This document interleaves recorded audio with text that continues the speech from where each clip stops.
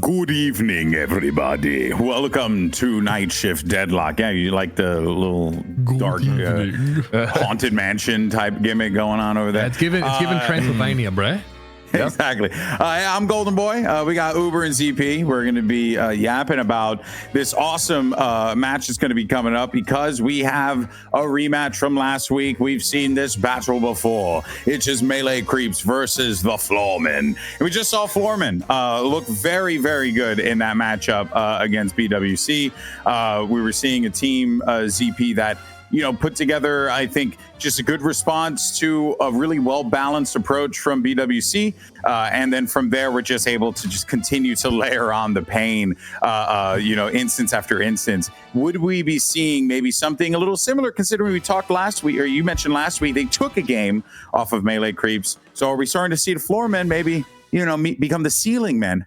You didn't think I was going to do that. And gentlemen, we regret to inform you that Golden Boy has been removed from the show. But no, come on!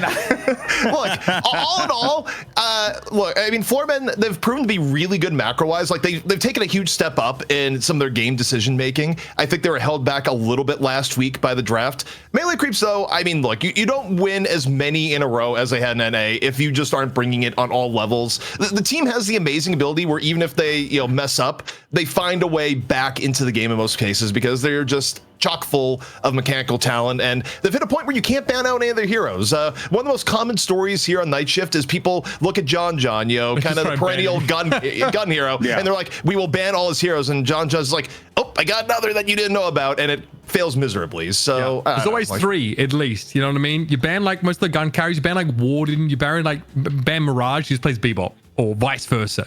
Yeah. Like you can't stop this guy, man. Well, I mean, look, they're going to have to figure something out, right? At some point, you got to get taken off of the top of the mountain. And, maybe Floormen have figured something out. Maybe they, have a few tricks up their sleeve. But, I think overall, right, what we should be expecting here is just some more, more of the fundamentals that we see from Melee Creeps, and just how they're just so damn good, so clean. They don't drop a beat on anything, Uber. No, I mean, this team for me, like, obviously Ido is one of the most notable players on this team, and he's like an incredible movement player, right? And was a pocket player. I'm kind of hoping to see some silver play from Ido tonight. But for me, it's Sire and John, who are good friends, played together for a long time. Sire's a fantastic caller, has a really good mind for the game. Someone who now plays a lot more of the support. ZP mentioned, I think, while we're casting the previous game, like we might see Kelvin. It's one of the few Kelvin players we still see coming up. But those two working together are great. We've had conversations with John. We've sort of heard from these guys.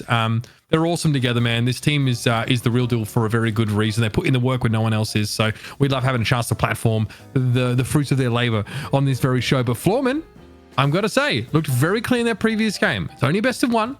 Can't read into it too much, but they've got some no names in NA on that roster. Yeah, no, without a doubt. And here you go, Floormen.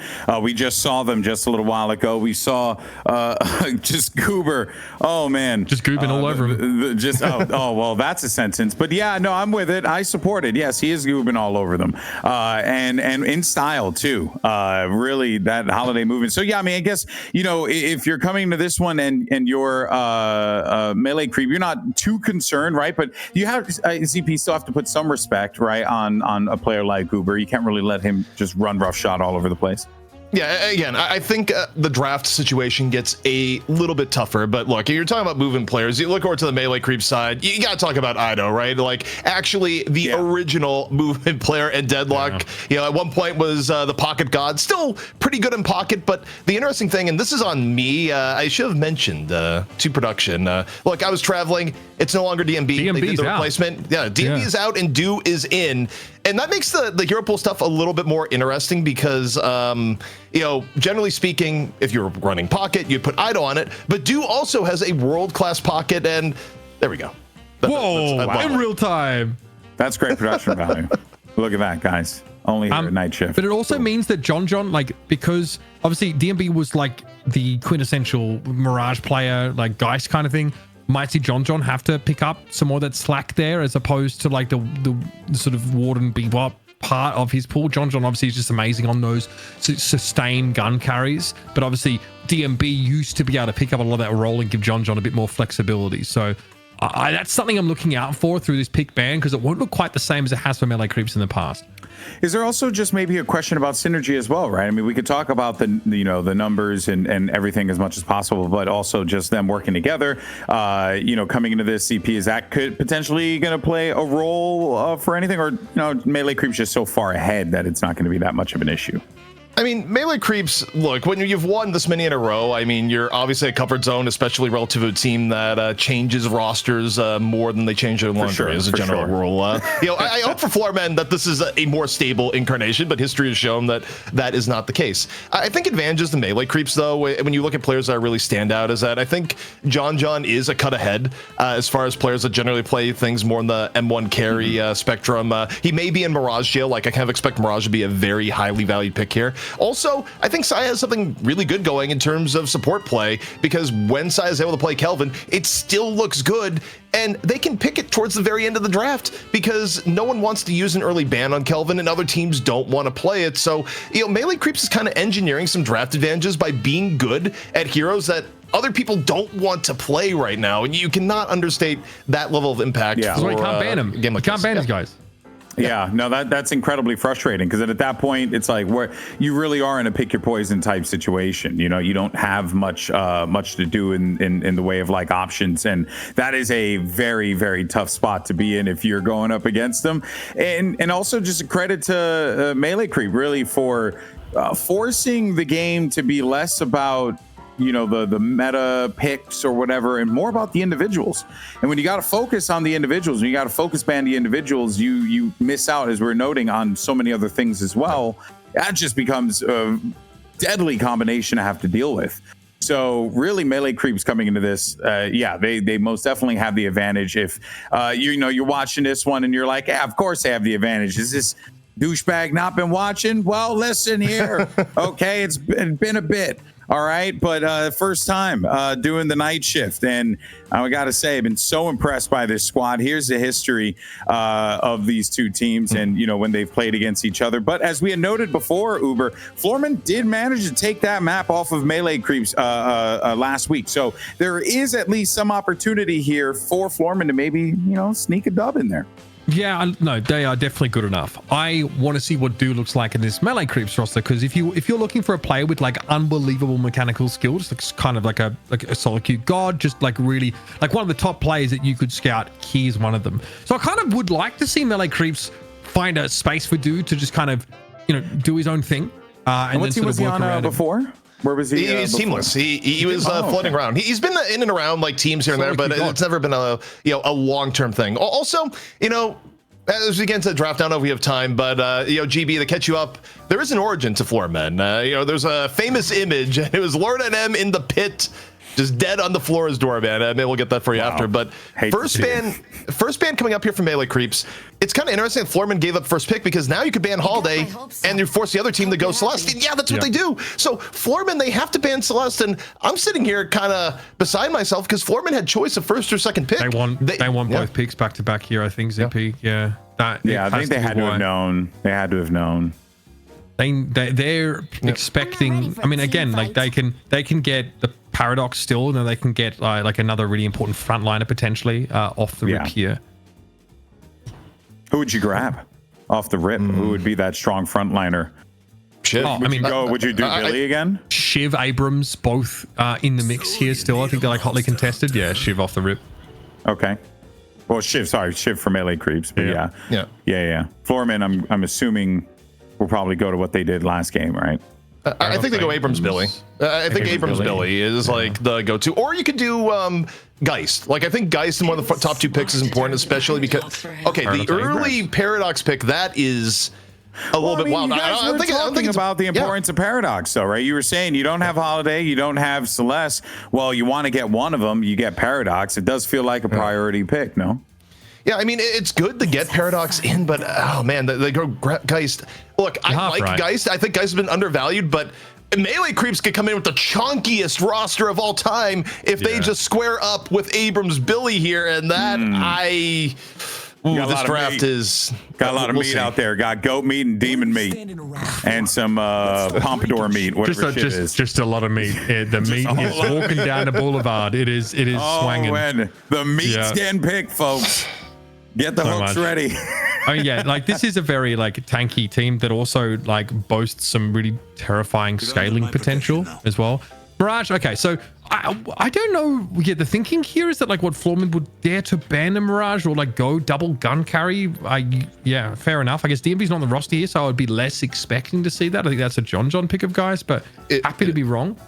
Yeah, for melee creeps, it's going to be John and Mirage. Like Mirage is, or rather, John fully expects to be in Mirage jail. Okay, and Silver comes in, but no Ido Silver. A bit sad, but that is totally fine. I got my teams mixed up there for just a moment, but yeah, it'd be the old John and Mirage. All right, let's see what this next one is. What this ban will be. The Kelvin ban, bro. That's mad respect to Teams Sire. don't want to ban him, but you kind of put a force in there. So yeah, they're gonna have to get rid of Kelvin. Okay. Yeah, that is directly targeted at Saya. Well, we'll see what comes in from melee creeps in turn. You know, I think if you're Floormen now, you are wondering, okay, what's Saya going to pick for support? You could get the Rem here. Like, going for Rem, you're going to get the healing of the Geist. And also, as we saw in the last game, the Rem Geist lane was actually ridiculous. Like, the fact that it made even a Holiday Mirage lane look miserable. So I think maybe Rem is coming in. No, they go Ivy. Okay, that is a little bit wild because I think melee creeps probably snap back here with the Rem. They weren't the biggest fans of Page. They could also go Viscous to get it away from Goober if Goober was thinking about that, but I would fully expect either Goober or rather either Viscous or Rem as one of the next two picks. I'm a little late. Oh, finally, dude. We're catching on. Yes, melee creeps are taking... CP, you were so judgmental, and now look at you. Dude, they haven't been playing Page. They have not been playing Page. And I know, in Europe, it's been ubiquitous. But they're growing. They're evolving. You know, that's the way you got to look at it, right? Before our very eyes. Lash taken away from, from Lord and M. Love me some Lash pick here. This does give you like a form of pseudo like engage in lieu of Paradox and Holiday. Being able to have the Lash here is pretty important, but Lash is really easily countered by Counterspell. There's actually a couple of heroes here that are easily countered by counters. What the hell? Okay. All right. So thoughts? Well. All channel points on melee creeps. I don't know. I mean, look, it can work. I mean, maybe Drifter's been undervalued, but certainly not successful really almost ever. Aside from like, one night shift where he went ult build. Yamato getting picked last, by the way, is interesting because Yamato was getting way higher valued as like early frontline pick, and getting it this late into the draft is a really big change up from last week. But oh my God, Drifter, we have gone into unknown territory. These are some wacky teams, man. Yeah. Obviously, Drifter's someone who benefits from like melee on hits and has a hard gap close in Hunter's Mark, Stalker's Mark, which can be really effective. But that is bizarre. John quietly picks up the Bebop here potentially towards the end of this draft.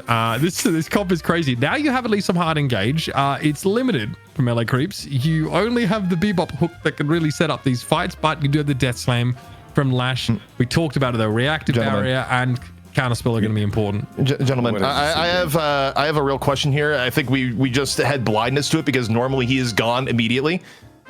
Where the hell is Abrams? Does anyone see where Abrams is right now? He is non-existent. We were all like, oh yeah, why don't you go ahead and grab the meat? Blah, blah, blah. Dude, he's great in the Drifter spot. I'm not going to lie. That would be where you could easily snap up the Abrams or the Ivy just quietly. Floormen have a bruiser-esque composition, right? And obviously, a number of healers with like melee adeptness, but no Abrams is a pretty glaring omission from this draft. This is that Drifter either is going to be the best decision ever, we are going to be like, well, the Abrams was free, and that's probably going to be the conversation. This is very, very fascinating. And then, also seeing the Page in play as well on the melee creep side, that's going to be exciting, right? Because we've been seeing that way more on the EU side of things. So getting Page here. Now, what should we be expecting, ZP, with the Page in this combination?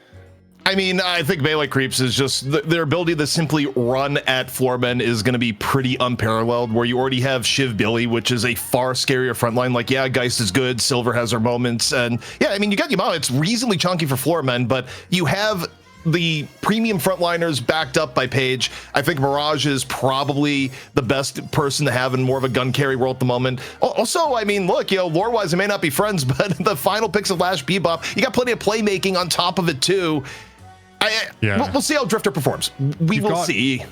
You've got Death Slam, Rallying Charge, and Bash Down, right? These two very impactful AoE like disruption abilities, plus Chain Gang. So you can basically get the fight that you're looking for either through the Lash or the Bebop, and then lock your opponents down.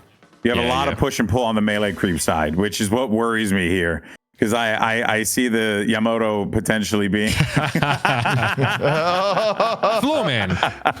Floormen. That is Floormen. Yes, that is Floormen. Oh, that's so funny. That's good. Oh, poor guy. He's a great character, though, man. I gotta say, probably some of my favorite animations for a character is on Doorman. He's like just really odd. He's weird. He reminds me of Vision, right, from the Marvel universe, like otherworldly being, but kind of like it's crazy, man. But anyway, I'm hyped for this matchup. The draft is buck wild. It is absolutely bonkers. I do not know what to expect from this game. All right, folks, here we go. It's your championship match. Let's see if melee creeps can defend their throne, or does Floormen look to, I guess rather dethrone them, take them away from their title here. It's going to be a tough battle. Weird compositions. That Drifter, Godspeed. ZP, Uber, over to you guys. Have fun. Thank you very much, Golden Boy. All right, Muddle Fudgers, lock in. We have the gun carries obviously facing off amid the Bebop Mirage lane alongside the Paradox and Lady Geist look here. Obviously, the Bebop Mirage look does have some great pick potential, but we know what Paradox can do as soon as we get that ultimate online. Lord and M dropping some DMB shade at the beginning. It's like DMB shit. I'm not even sure it's shade, but it's just like, nope, that is not DMB on Shiv. That is do get with the times. And yeah, looking at these lanes is going to be interesting. I mean, Drifter's not a new hero, but it may as well be, Mitch, for how little we've seen Drifter within Night Shift, and it's going to be League playing it. So definitely looking at this Drifter Silver lane, probably also the full homeless lane, as it were, with keen eye. Yeah, it's going to be very curious. Obviously, we've seen Drifter before, but it was a bit of a meme. We were kind of getting excited about it. Obviously, Eternal Knight's very powerful, the ability to affect the vision of your opponents, but I don't know if it's going to be the be-all and end-all in a game like this. It is the Drifter Silver lane, so two, people that are tussling with their feral sides, I suppose. Good pressure at least being applied here. You'll notice that melee creeps just have to respect this to some degree. I think that is the Page and the Shiv that are opposing them. Also, kind of as expected, John is on Mirage Jail. There's a lot of people that may be tuning in going like, oh, I can't wait to see John play Bebop. Times have changed. Yeah. And instead, Scout is more taking the Bebop role, which makes sense because Scout is usually playing playmakers anyways between Holiday and Paradox. Now just taking the Bebop mantle on top as, looking here, things getting a little bit hot and heavy. Billy certainly paying a bit of an HP tax. Yeah, Fishcake, big overextension into a Soul Idol that comes in from over the top. So heads up stuff there from Rocker, who was instrumental in the previous game. Ido is going to be on the Lash. I think we didn't actually get enough time to talk about him in that previous game, but this definitely makes the most sense. Obviously, we've seen Ido on the Shib as well, but definitely a hero who benefits from great movement. Ido is going to be looking to set up a lot of these fights here. Carbine at the ready for Goober. Oh, that could be a big catch here. Could be a little bit dangerous for Saya, but elsewhere, not looking good for AVG. Brought down by Ido. The Lash already has taken his toll. Big rotations over towards the mid side of the map here. This is getting a little bit ugly. Saya falls. We saw the Carbine catch onto the Page earlier on. And Fishcake barely gets out alive. It's going to be Goober instead who falls. And Melee Creeps have a small lead early. And I think Dew is hungry for more. Mitch, everyone leave your lanes. A burger boxing battle has been called between middle and right. And look, we're seeing more of this here. Teams are a lot more willing in comp to, contest each other at boxes. It's not quite the, gentleman's agreement. Everyone just stay in lane until 10. And, all that just took place pre 3 minutes. So we'll see what the next round of rotations looks like as we get a pause and, we get to marinate on that a little bit longer. Is John getting called Cajun Germa in the chat? What? I don't know. Someone said, I'm glad Cajun Germa can play finally. I need to know. No, who that is. I think they're talking about Drifter. I think 'cause, okay. yeah, I was gonna say no. John doesn't sound like he's from Louisiana at all. But okay, that makes way no, it's definitely okay. Okay. I'm curious to see. Obviously, League already with a decent little bit amount of souls to the pocket here, returning back to the lane. And you'll see, of course, that utility from Sire offering some durability to Do, who we have eyes on in his debut. All right. Who messed with the decimals in the prize pool? Who did it? Why are we doing that? Sorry, it needs to be to 11 significant figures, guys. Yep. As the math teacher, that is what I require to pass. Really wanted to throw as many numbers as possible to throw for the 6-7 that's in the middle there, you know? 6-7, baby. Yes, I am one with the kids, of course. Yes, hello kids. Yes. We're only we have an average age here of like 38. Excuse my French. It's not about the actual age. It's what you look. And you know, I think we're aging a little bit gracefully. You know, baby, listen, brown don't frown. You know what I'm saying? So I'm out here chilling, big chilling. Okay. Well, Mitch, we're still about 40 seconds from buffs. I'm just looking at where Scout has rotated here, well off the mid lane. And you know, the key to watching for melee creeps, there's no other team in the game, even across EU, that makes it more of a priority to get buffs on both sides. So watch the Hidden King rotation here. Look at this, left side rotate. Yeah, you're dead right. Here comes Scout. This was the works for a while. AVG caught out. No hook needed for that one, and then one is going to be thrown out. But still, that is a kill secured. And we are heading into buffs in 12 seconds. But more importantly, it's this Guardian that's about to get work done on it. Rocker, of course, can clear this place pretty effectively with the Kudzu Bomb, but it's still a problem for the Sapphire side. And now melee creeps can peel away to have their just desserts or have their buffs. In this case, Floormen decide, actually, this week we will go to engage in buff. Now, UI-wise, we are not so lucky that we actually get to see who has on the UI. Eventually, we'll figure it out. Maybe it's Silver Drifter that end up getting the Floormen side, so we'll see what ended up spawning there. But, you know, all in all, relatively even here so far, and League on the Drifter actually one of the more farmed players. So yes. I want to root for the Drifter here. I think everyone wants to see Drifter get a W because it's just been too long, Mitch.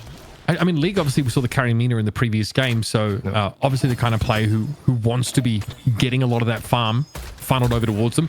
Already have the ultimate online, but, you know, melee creeps are ahead in those souls, and we're at a pretty crucial point in the game where some of those 4 abilities are still getting active. Power Slash comes in very quickly. Bash down coming out from Fishcake. He'll be able to double back. League's picked off, though. That is crucial. Floormen now in a bit of danger on this right side of the map. A rotation in there, though, by the looks of things from Goober. While this Guardian's being pressured down, there's the paradoxical swap, and Do is going to be cooked. Easy enough pickup here. Hyper Beam getting thrown in, though, by Scout, but it's a little bit too late. Simply trying to ward League away, who returns to the lane with a vengeance. Going to be stuck with the bomb and knocked away, but still, I think Scout is cooked here. Tough to escape. The slash bringing them low enough, and League will have his revenge. Bit of trades back and forth. It's still active here on the right-hand side, by the way, as we look at Do, who instantly comes back into the fray. Going to be 3, actually, for Floormen on the right-hand side. And, I mean, look, they may just run at Shiv Page here again. And nope, as I say that, okay, Goober's going to head on back. A little bit of civility here. And, man, it's been so much action, Mitch. Can you believe it's still under 7 minutes as the airdrop comes into play? Okay, what is the plan here? Looks like Goober's going to be joining them. So, yep, straight past the Guardian we go. Nice! Carbine connection is going to be forcing out a chain gang, but a Stone Idol will be able to shrug that off instantly. And Fishcake is down. Now, Floormen, for real, are going to have themselves this Guardian. You see a rotation coming in from Ido, quick as you like now over towards this mid part of the map where things for Lord NM have seen better days. Parry attempt here by Lord NM. Captivating Reed going to be dodged away from Messiah. Looks to try and slow this Silver down. Poshy Pop's going to be the one that's picked off, though, and now this damage from the Mirage will need to be respected. Lord and M will have to peel away. So like in Curse, that's more or less just doing a little bit of creep clearing duty as you know, very hostile environment here, but still a little bit extra damage here towards Scout, towards the tail end, but there's the final Howl. Gonna be rotating back in the normal Silver as we see melee creeps bring a few more people into mid to defend. Not wanting to give up mid Guardian here just yet, and the action just continues. We'll get Scout now stepping up. Hook, ready to go. Goober going to drop back. Also, I don't know if you... here comes the Carbine. That's just a little love tap. League rushed Lifestrike. First item, pick that up. Obviously, that's a long time to wait. 3,200 souls invested there, but you can see really trying to make that one ability quite nasty. The movement slow, I think, is pretty important, of course. The healing is nice to have, but keep an eye on how this Drifter build goes. I know a lot of people are going to be following it with some level of interest. Mid Guardian down to half here. That's something to be looking at. And, of course, Scout will be hoping to open up a fight with a hook when they look to finally pounce on it. But there's some drifting over towards the left side of the map here, ZP. Yeah. Also, one... Oh, hold the phone. Billy, double bash down, looking for AVG. AVG, again, the Rising Ram towards the end, but also responding with the power slash of his own, and what looked like AVG potentially taking a beating quickly goes the other way. Yeah, I mean, only extra Spirit Mystic Burst on that Yamato, but you have to respect what a power slash does when it connects. Pretty ridiculous damage potential there. So in the end, it was just more some passive work over towards this farm. Obviously, we are in the 9th minute now, so Sinner Sacrifices were being snapped up as well. Was why we had a brief reprieve from the actual pushing in the lanes, but that looks like it's about to change. Castro over towards the mid side of the map. The Bebop Lash duo, the two playmakers of Melee Creeps, actually grouped up together here and are trying to shove. You know, Mitch, the gears have been turning, trying to figure out, okay, what is the science behind the Drifter pick? With Earn Contest being such a bigger part of the game here, I do think when Drifter turns out the lights, actually fighting Earn and getting a good initiation, eyes on, etc., is a little bit more difficult. So I do wonder for Floormen if part of the calculus here is, hey, go League, save Eternal Night for first Earn, well, every Earn, and just pop it as, once more, behind enemy lines is a silver. Parry there, obviously looking nice for Lord and M. The chase is on, and Do going to be in deep trouble trying to get away. Low as they are, Guardian's going to be traded out, and Do ends up getting caught. So that's a mid Guardian traded for a right side one, but there's still more chase to be done. You can see they're looking for Sire. These buffs have come up, though, and it always seems to be Melee Creeps who are first to snap them up. Of course, the casting buff picked up, and an Earn now spawned on the left side of the map, right in front of Melee Creeps. Well, if the goal was to have Drifter come in and use Eternal Night for the pickup, that didn't happen at all. Drifter's on the complete opposite side of the map. So if it was part of the calculus, it's going to be more for the contest. And I mean, you look at the team comp wise, I mean, there's plenty of good tools to just dive in on Melee Creeps if you want to do that for first Earn. I mean, first Earn is one thing, potentially get away is Ido's just getting plunked from the back and from the side. As Goober comes in. Okay, that is the Lash out of the picture for the time being, but Melee Creeps undeterred, still heading towards this right side of the map where it's really only League that's in position. He wants to fight for it, but that might be ill-advised. Yeah, quickly doubles back now. But with Melee Creeps here, they may decide to try and hang around. There's a fight to be had if they can regroup, and maybe we'll see a contest for that Guardian. Kutsubom here. The grasping roots attempt to slow Scout down. He's going to be able to back away now. Reinforcements have arrived, but eyes are still on the Bebop. Squarely. Here's the Shadow Transformation coming in, but nice rallying charge. It's a big knock-up and a hook straight into League, but he can fight for his life here. He really is going to be hitting hard. Lord and M, though, the first to fall. League at least able to take the trade, of course, and builds himself an extra stack, but now he's got eyes turned in his direction. Looks like the chase is on. Billy is going to be in hot pursuit to make it so he won't be slipping away. The League is healthy. Build up a lot in those last couple of moments. In the meantime, yep, there's pressure also on towards this right side Guardian now. 2v2 in that right lane. Melee Creeps want to try and work this, but with Carbine at the ready, there's no catch. Also, in the middle of that, I give GB mod, and 2 seconds later, he drops $100. Despite how that may look that he paid for mod, he actually got mod before he dropped the dodo to the prize pool. Believe it or not. Paid for mod, guys. Paid for mod. I looked there like in the middle. It's like, you know, Mitch, just keep talking for a little bit, hop into my alternate browser, and go from there. But this guy, focus on the cast. Oh my! You see this guy, Mitch? Unbelievable. I swear, some people. I know he's changed, days. He's changed. So buttoned up, so dialed in. We used to be about the craft, and this guy, unbelievable. No, this guy's about the clout, brother. You know how it is, man. He's changed. Look, I gave away the clout in this case.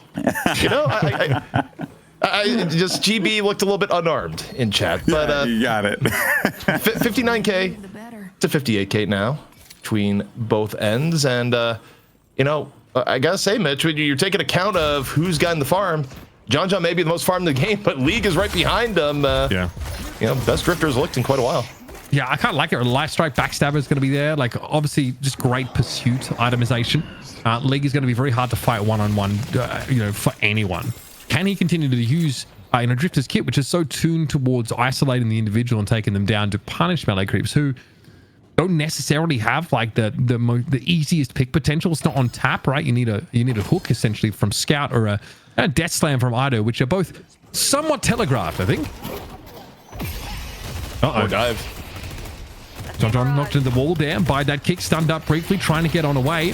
Captivating Reed is attempted to stop any pursuit here, but it won't quite connect. And here it is, though. Melee creeps are turned up. They're ready for this fight. John trying to slip away. Chain Gang going to pull the rest of Floormen back, and they're going to be forced to fight on their own feet right about now.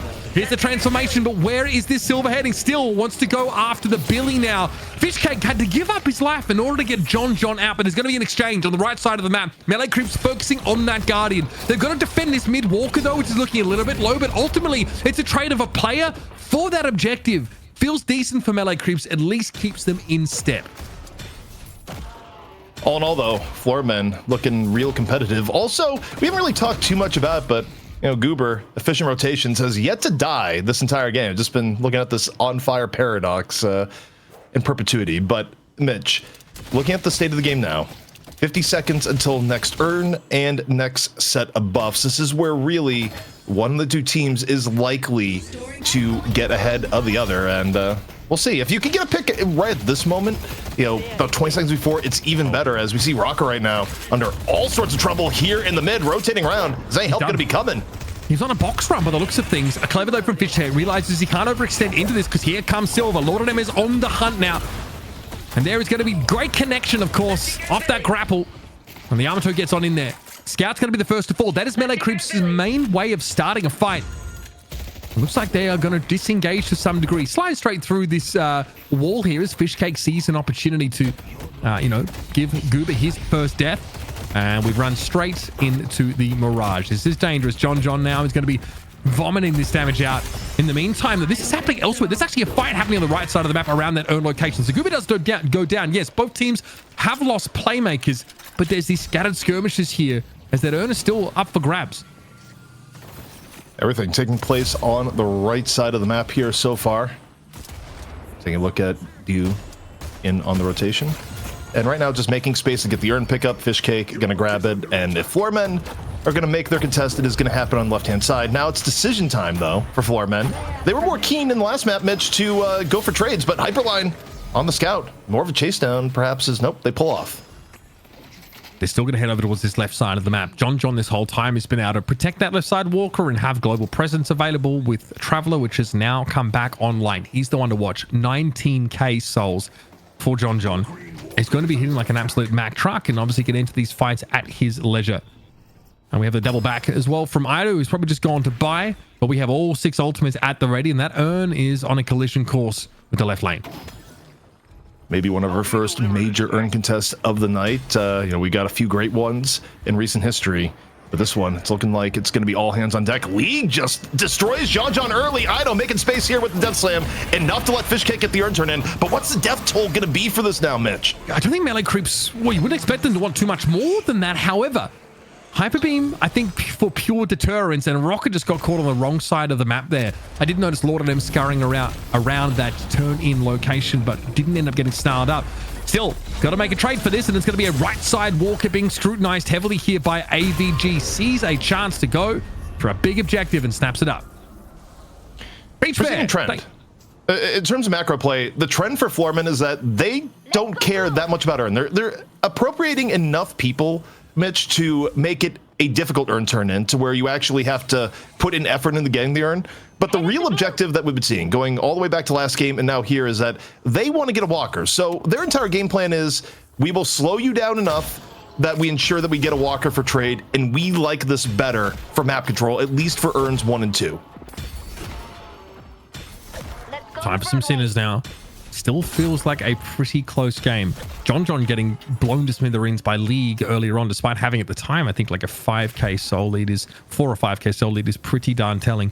Toxic Bullets have joined this life strike. So, you know, it's a relatively, you know, durable drifter build with like high damage and really wants to make use, of course, of the melee proc on that one ability. To say nothing, of course, about how impactful that ultimate can be. Big hook, though. This might be the fight they're looking for. Captivating Reed also used to try and catch out this Ivy. And yet, Rocket's been able to glide away for the most part. Will they be allowed to escape entirely remains to be seen, but it looks like they put enough distance between them and there would be pursuers. I wonder if there's room to weave in the silence wave there before Stone Foreman is on a knife's edge, and Rocker is able to get away from for what any other hero likely would have been death. Does get the airdrop out. We'll see if that ends up really making a huge difference. Melee creeps. Again, we need to shove this right side wave. Of course, you can guarantee that John is going to be there. Not quite at critical mass as far as the Mirage is concerned, and certainly needs to get some more of those key items in their inventory. We've got counter spells up for a lot here, of course. Pretty important, I think, up against melee creeps to bring as many as you can. Death Slam's going to be a problem. Chain Gang, of course, is very impactful. The hook from Scout, the rallying charge from Sire. A lot of things you really don't want to get caught up in. Otherwise, by the time you're unstunned, you'll be dead.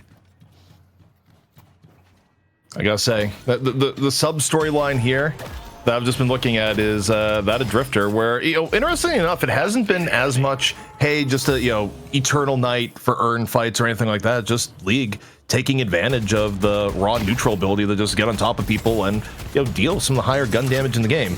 But speaking of gun damage, this is kind of the worrying part where you look at people getting ahead of the game now, Mitch. John 24K soon to be heading into the real problem zone as a little bit of a chase down here on the League. That was a nice carbine from Goober there to slow down Scout. They were going to chase down League, and League obviously a massive pickup at this point in the game. So buffs up in about 30 seconds. So definitely going to give something worth fighting over for both these sides. And as close as they are, Floormen are going to feel emboldened to actually take a fight here, especially with what League was able to do to John earlier on. And they have the Paradox in their composition. One good swap, and it's lights out for melee creeps. Real tense here. 10 seconds till buffs come up. Melee creeps staking out ground on both buffs from the looks of it. I don't love the idea for Floormen going up both, but instead they're making their stand right here now on the left-hand side. Okay, it's time. Stone Island are going to be used here. Look, you can see the chase is on. Everyone's going after the last do under some extreme pressure. Can melee creeps actually make something of this? Power Slash doesn't quite finish the job. Here's the Silence Wave, though, going to be dangerous for Yamato, but Shadow Transformation is able to be used just in time, and melee creeps need to back away. Another big Power Slash, but that Shadow Form is expired, and it's a very low health Yamato. Chase is on. Billy gets on in there. Chain Gang's going to hold Lord NM in place. Mostly supportive items on that silver build, and that is a big old rallying charge to knock Lord NM out of the cursed apple entirely. Rocker, evidently too close to the sun, and now Walker in mid is on the line. Shoes on the other foot here. By the way, the rallying charge was perfectly timed. Lord NM was just about to pop Lycan Curse. And, Paige read a book, called the Cavalry, and that was enough. But the change-up of positions here, when instead it's Floormen in control of the urn, and now, what do they do to deal with mid-boss? Eternal Night still off cooldown. Not a lot of options, but this is something they need to go into. At the very least, get some of the rejuve charges down. But here we go. The crystal is coming down now. Silence Wave there gets thrown out. That's going to finish off the elimination on Scout. Still, melee creeps are in decent fighting form, but gotta watch out for this Yamato. His melee creeps get all of those rejuve credits. They've lost one, or obviously they only get two with this first take, and they're probably gonna have to make use of them. AVG is down. We already have a res off that credit. Goober off the map. Floormen cut down to 3 players and really in no position to fight for it. Their gambit was to contest these rejuve buffs, but after the fact they weren't able to fight, only down to 4 players. Felt like it was their fight to throw away. The end result, not exactly what they expected, but again, it could be worse. You may go at this and go, okay, you've lost 4 people contesting mid. Well, yes, but melee creeps also don't have the benefit of triple rejuve to go into more pushing. Still a little bit tough too that the pickup margin was just on the edge of it being a advantage urn for Floormen, but instead it's going to be one last neutral urn to push melee creeps that hurts even further ahead. But Floormen, because there's no rejuves and the power of that contest here, Mitch, they can come on in and make this a real fight. Somehow though, despite being focused down so early, ZP. Wait, they just get the urn for. Yeah, they just can take it. Okay, melee creeps don't even come in. Okay, that I is guess wild. they want left Walker for this and maybe some mid pressure. Left They need a slot. urn? Okay. I think they just need a slot is where they're at, but that's, I don't know. I mean, this is where you'd rather do the Walker trades a bit earlier in the game, because I don't know. I don't love doing Walker trade at this point because you got Floormen pretty sizably back in the contest, but okay, look, over and in on Lord NM. Oh, the reset. Max points being invested into that hook and a lot of pressure there. It's going to keep the silver out of the map. However, yes, Scout realizes there's going to be an airdrop used there. No point pushing any further up. Now, though, big shove in mid. With all of his Floormen players concentrated over towards the right side of the map, you can see melee creeps are setting yet another trap here and hoping to convert it into one of these walkers. Melee creeps all together here on the right-hand side. Floormen being a little bit more defensive. John 32k, by the way. Yeah, I think when you look at win conditions for Floormen, if you can do some sort of dive, whether it be a swap or anything that gets John out of the fight early, completely different situation, because some of the elements of melee creeps don't scale as well into late game, especially the Bebop. It's the Ricochet inhibitor combo for John that is pretty scary. If that guy gets to do his work, I mean, that inhibitor proc is brutal. Healing reduction matters so much against the Geist, especially. Anyway, Death Slam catching on towards 2 and see, okay. Silver in deep trouble here. Rocker and League simply ceased to exist. Don't know what happened to the Drifter there, but there was no chance for League to actually be an active participant in this fight. And so that will mean at least one Walker picked up. Trying to escape the chase down. Not quite going to be able to make full clearance. Take a look at AVG. He's going to be going for it here. John though is, I mean, he's hitting very, very hard. And the outgoing damage being reduced because those inhibitor procs matters there as well. AVG is not able to get anything done. Spends a big ultimate, still gets picked up. And it is going to be the Bebop, the Menace himself. Scout going to work on this right side Walker. Mid Walker being taken as well. And we talk about those moments where the dam breaks. We just saw it in this game. I will say, though, I mean, for how bad it could be, and look, losing another Walker here is, in fact, pretty rough. It could be worse for Floormen if they weren't able to prevent the rejuve in middle. I mean, a 20k difference between both teams. The problem that they're having in these bigger fights is that they're ending up going after targets, whether it be the Billy, whether it be the Shiv, whether it be the Lash. And the last few fights, John's been relatively untouched, and you're in the danger zone here where it is a 36k Mirage. It is one player that absolutely needs to die, but maybe you get Scout here as a consolation as the Eternal Night falls. Yeah, and in goes League. Needs to try and make something happen. Silence Wave, though, connecting straight away, knocking him out of the fight for a time. Scout's going to be picked up, and they've got a good little bit of isolation here on John. Exactly the kind of player you're looking for, but the cavalry may have indeed arrived. Yep, it's Do who's turned up. He's also relatively farmed in his own right. John was not picked up in the end, still alive. And Ido going to use every ounce of that slick movement at his disposal to go after Poshy Pop. Nice little slam. Poshy's in trouble. Makes use of the soul exchange, and that leaves Ido in a bit of an awkward spot now. Counterspell has to be used, but Ido is very, very low. Poshy, though, is healthy, topped up, ready to go. Fishcake picked off and then ran straight into the Geist trap. However, Saya out of the game. We've got an earn recovery here as well. So behind all this, melee creeps might be able to get an extra edge on equity because Goober and Poshy Pop really can't linger. Oh, the earn position is so tough. Goober wasn't quite able to get the pickup and instead leaves empty-handed, not able to use his movement to get up and away. And man, the fact John's still up, that great escape still being just miserable for Floormen to deal with. John picks up another, and while this earn has to go into enemy territory, buffs came up in the melee. And look at this. The gun buff is tailor-made for John to just casually walk up here, Mitch, get a little bit extra fire rate, get more clip size, and if you're Floormen, on one hand, that's messed up. Yeah, his fire rate is insane now. He's got the spiritual overflow fire rate increase from Ricochet as well. The guy is going absolutely crazy. Not to mention, of course, like just that sustained damage build up as time goes on from spiritual overflow and the debuffs from inhibitor. You have to go after the Mirage straight away.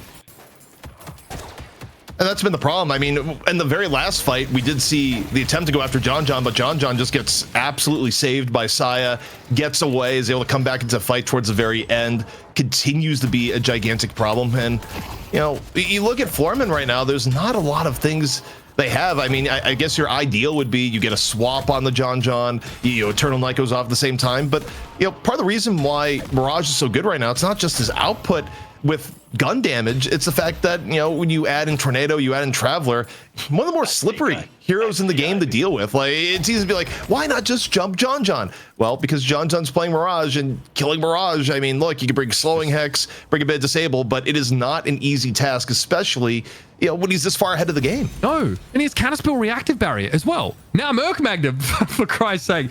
So the guy is going to be going absolutely nuts. Obviously, Merc Magnum just gets that extra spirit damage and bonus fire rate, by the way. Obviously, you know exactly what you imbue with that. So this guy also, like, QSR is just a insane effect, right? And being able to have another clip of 30 to roll with is insane. Anyway, early shadow transformation in this fight. AVG at least is able to use it to back away. Melee Creeps getting on defense now as we had a bit of time where they consolidated. They certainly want to defend this Walker. And Floormen have to go for a fight. They have to go for a paradox swap. But if they link it too long or if they're too obvious about what they're trying to do, it's not going to pay off. Box runs in towards mid, and it's time for the boss. It's so much worse than that. They blew Eternal Night Shadow transformation and airdrop.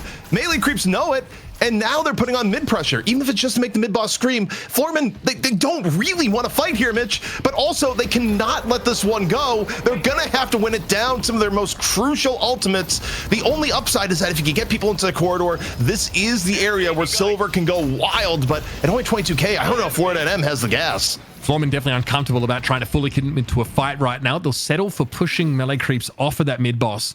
Plenty of room, though, to get topped back up.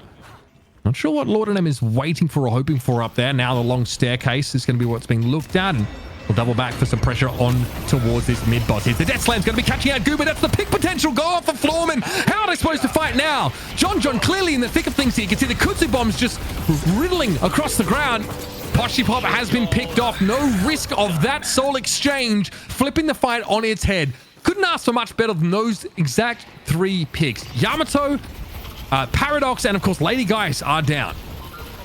And that may just be the game. Also, I don't know if we were able to catch it, but given that that all started where AVG was out of position, I think it may have been a scout hook that put AVG in a tough spot. And all rejuves go to Melee Creeps. You had to go for the contest there if you're a Floorman, but not likely to work. But yeah, I mean, to complete the point, I think AVG got hooked. Could be wrong, but given they was out position, had the blow shadow transformation, and that wasn't enough to free him. They had to drop the Eternal Night right after. And Melee Creeps, Mitch, they just correctly identify, well, you don't got anything left in the bank to actually defend. We're gonna go on mid boss, and now you have to fight in the situation that just feels awful. Down key ultimates, and eventually they swing it to their advantage. They leave with 3 rejuvenators and earn control, and Floormen, they just don't have many win conditions left at this point. And the Drifter has fallen off precipitously off a bloody cliff. League down to 27k. Well, not down to, but has only managed to get to 27k, whereas John is, well, I mean, the guy is the quintessential gun carry on this team. Unreal player, and now he has a bit of everything. Obviously, we talked about the Merc Mag upgrade from QSR earlier, so has basically the dream build ready to go here. And Shrine's taking some damage here, presumably from some of those minions coming in. Okay, Sire calling a pause. There's a stamina problem. Okay, Ido's just restarting. All good. Ido, great streamer, top player, more PC issues than anything. It is a recurring meme. Like, I actually don't know how Ido gets out of bed in the morning. Sometimes that stuff that he's just like, I don't know why it's breaking. Oh, I mean, also there's the entire thing of the video card where, basically Cheto was like, no, install your own video card, it'll be fine. And apparently it was like a disaster and the video card broke or something. Like it was something absolutely terrible happened once Ido was tasked with doing anything other than being good at Deadlock. It's like, video card, put gasoline on my PC and light the match. I won't lie though, I did ask, I have blown up a PC trying to build it myself once, and it was the most innocuous error ever. I plugged in the on-off button. Like, so obviously the case has the on-off button, right? There's a cable that comes from that. You're an aerospace engineer. Yeah, I know. That's the worst part of it. What? I mean, legitimately, his education background. The socket for the on-off button looks really similar to the socket for the USB port. And I put it in the wrong one, and I fried the PC when I first turned it on. And hey, man, and smart people can have dumb moments too. I'm a himbo, bro. I dead ass, man. Dude, I'm just glad you got it, Mitch. Thank God you got the esports, and you were not designing my airplane. Like, good God. Listen, at least on airplanes, the on-off button and the USB port look different, bro. They're different plugs. Don't worry about it. Trust me, dude. Okay, whatever. Crushing Fist picked up. I want to put them around ZP's neck right now, but you keep right away.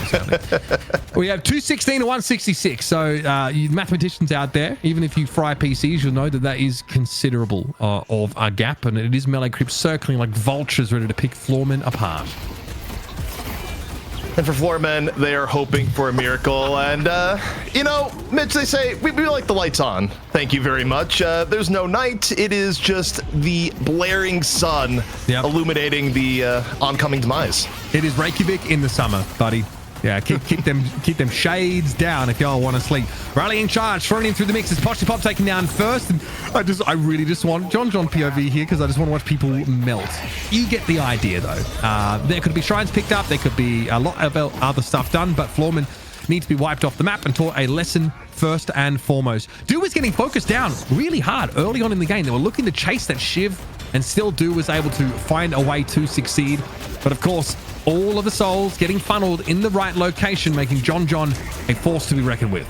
Yo, shout out to TK Breezy for the raid, where, you know, one of the fun, interesting pipelines for Deadlock? It's not just other FPS games. You got a bunch of fighting game legends also up within here. Shout out to TK Breezy, actually. He's a homie of mine. And also Smash commentator extraordinaire, but not a shock because, dude, you got all these melees, you got all the parries, you got all the fighting game tech, and also speaking of melee creeps, oh my god, what a performance, bro! John 49,000 souls, bro. You know what's even crazier than that? His fire rate. He was shooting an AR with that little cannon.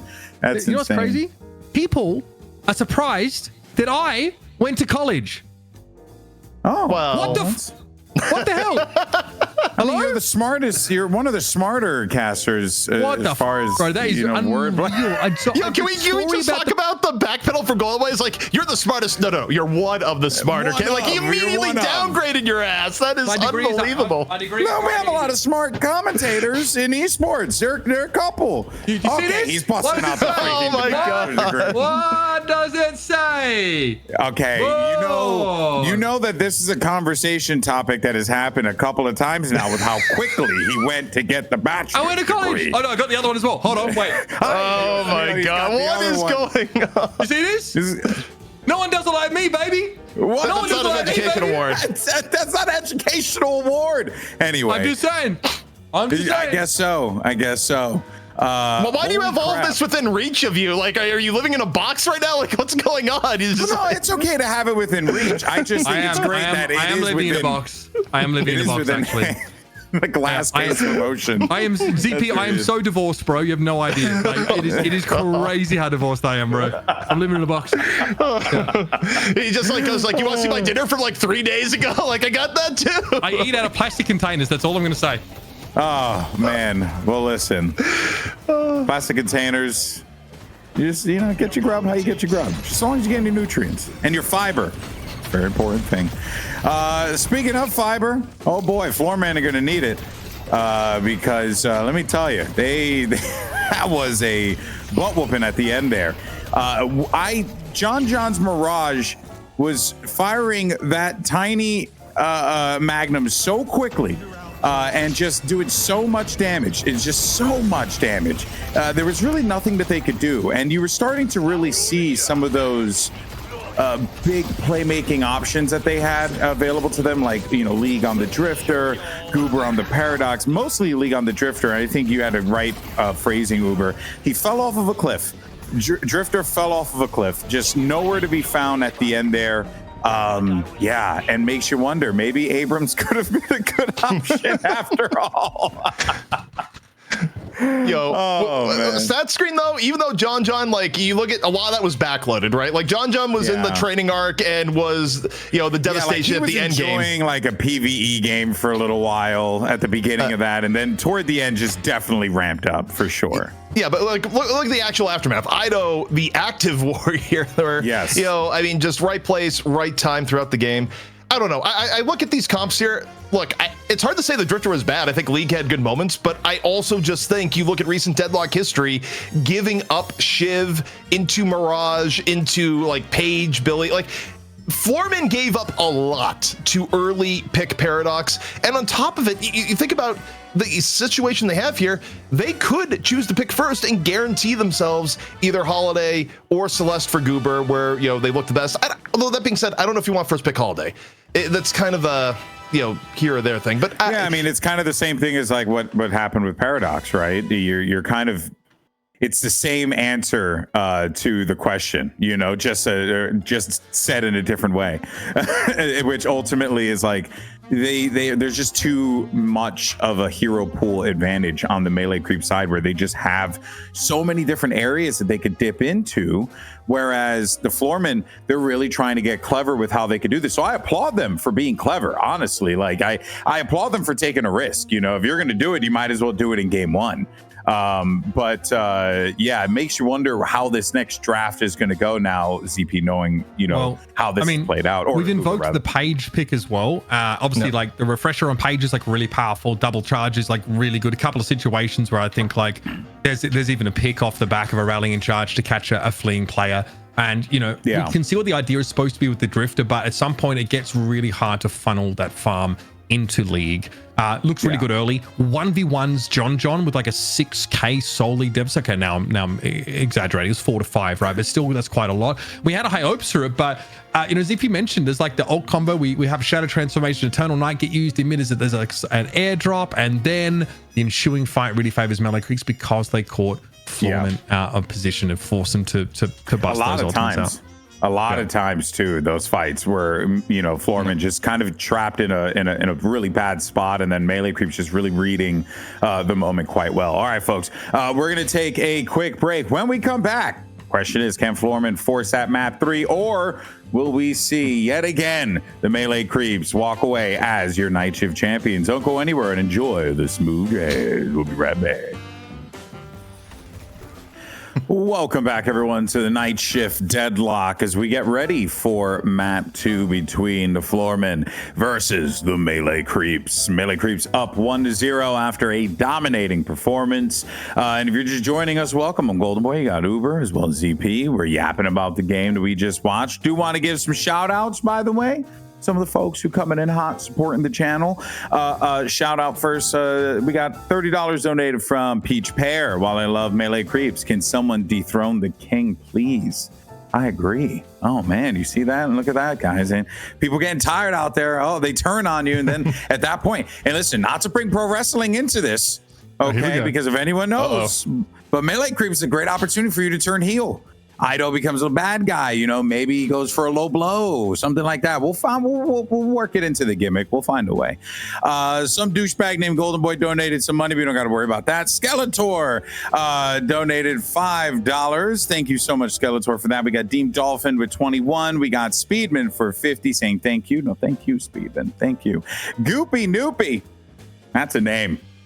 That's a name right there. ZP, I don't want to know what the definition of that name is, but I want you to come up with Connor. I want you to come up with 5 versions of them. All right, Night Shift. So slowly gathering the former Overwatch League Infinity Stones. Love to see it. Yeah, I remember Connor was the Overwatch League watcher back in the day, so good to have you. Oh, that's awesome. Okay, sick. And then, of course, we got Postline saying, come on, Goober, bring it home. Let this week be the week of the upset. Listen, folks want to see the upset. They want to see it happen. But yeah, no, we've just been migrating us Overwatch League former casters. We just like moving around. Do you know what I mean? It's like a we just bad like games. We just like video games. We're getting older and older, and we're just not stopping. It's a problem, honestly. But I'm refusing to give up. But I want to say that look, at the moment, Night Shift, we're running without like sponsorship.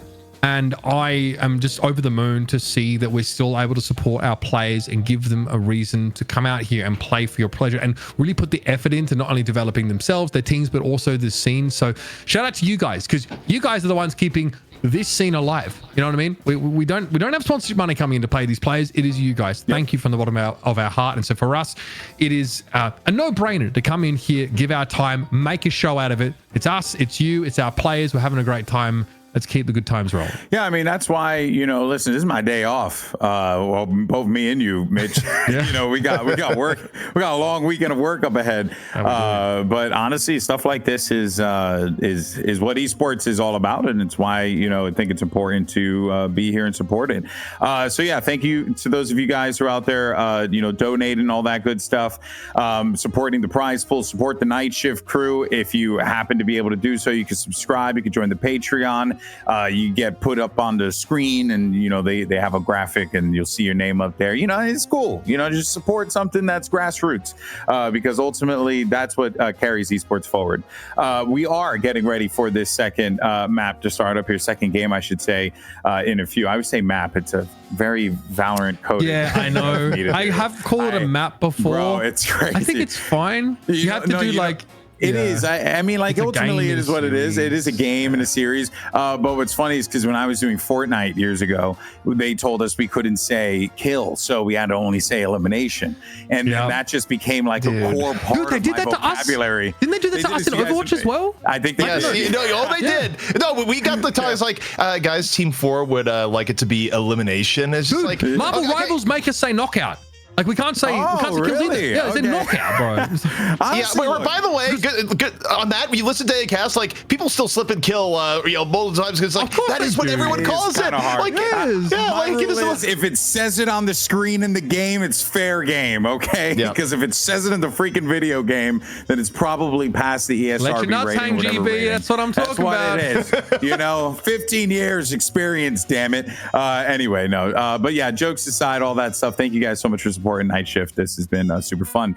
We should be again. Yeah, there we go. The production's unbelievable. This show, by the way. Yeah, no, production is crazy good. Was it waffling or was it just amigos chatting? Just a couple of amigos chit chatting. You'll have to see it. Also, Floormen decide once again they don't want first pick, so they're gonna have to ban Celeste, and they guarantee that Holiday gets banned.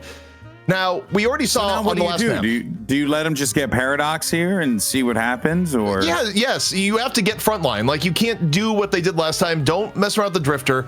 You don't, because if you're melee creeps, you don't change anything about your draft here. Floormen are, they're going to ban Celeste. And now, melee creeps, why would you change anything? You come in hot with the Shiv. They're going to go Shiv, and now for Floormen, you need to change things up. Abrams wasn't actually that valued in the last game, so you probably grab Billy +1 here and, see where it goes. Yeah. Yeah, Abrams not being looked at in the previous game, like Shiv.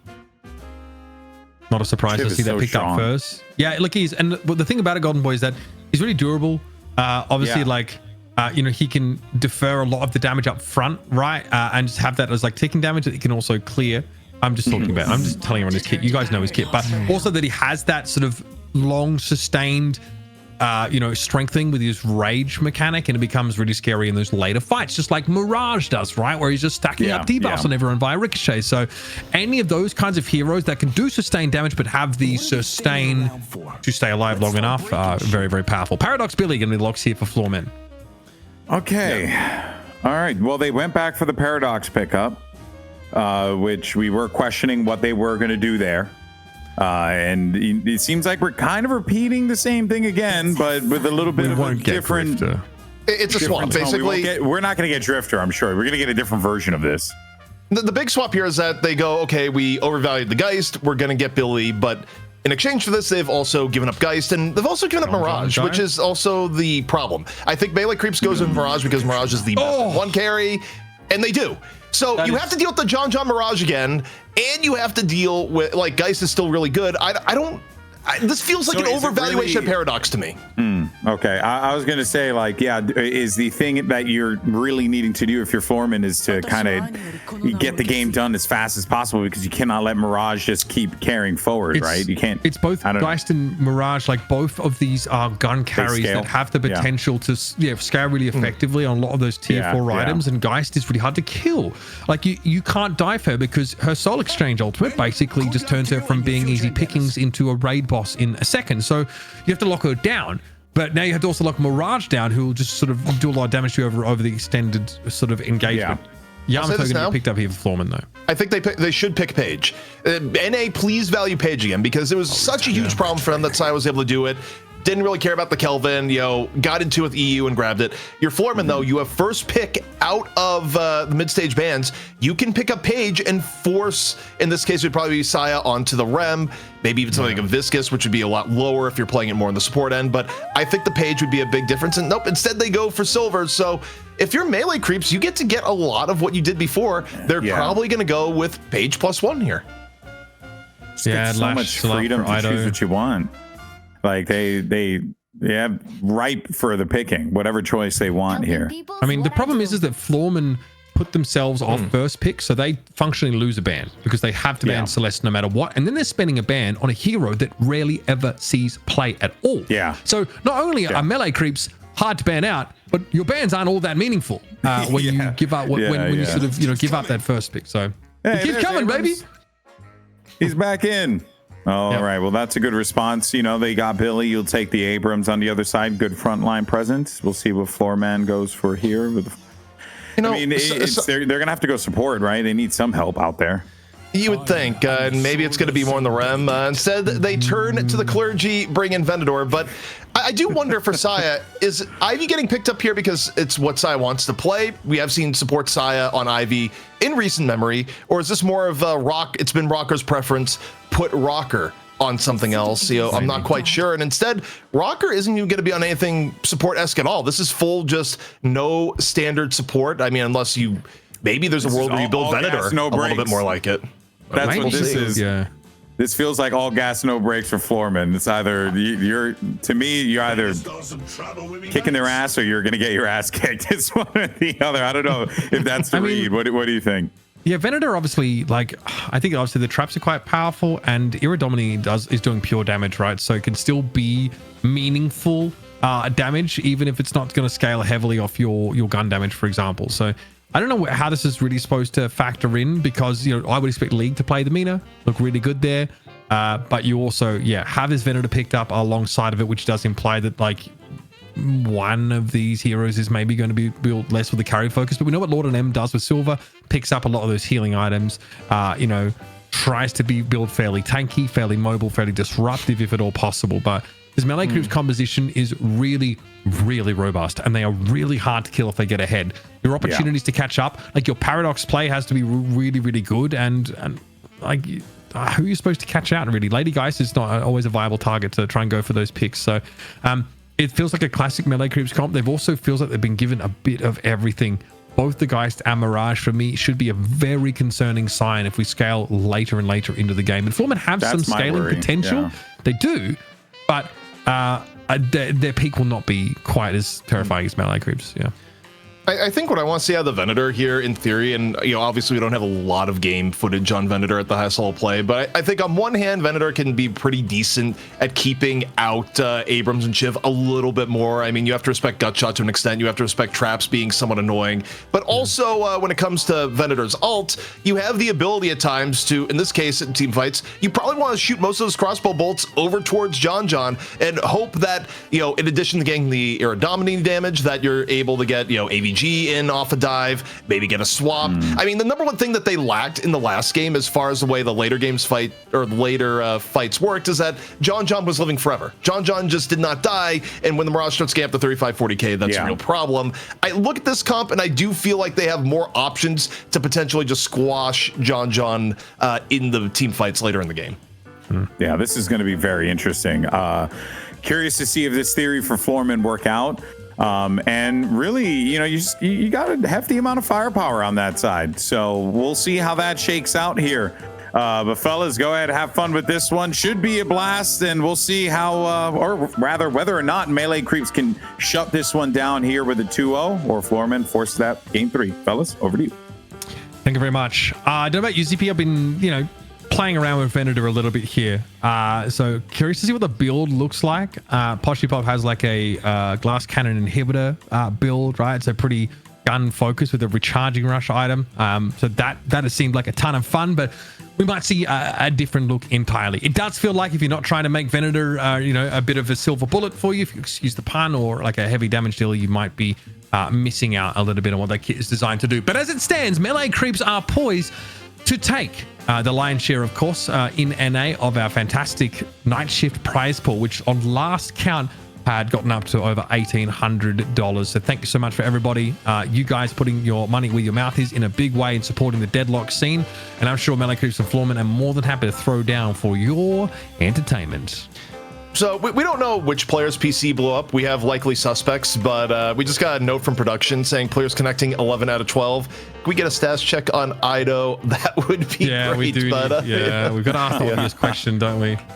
Yeah, I mean, man. I'm not above throwing some obvious shade here while we wait, because this is the first time this happened. Like, I do feel like someone may have gotten disconnected, whatever it may be. But it's going to be interesting. It happens.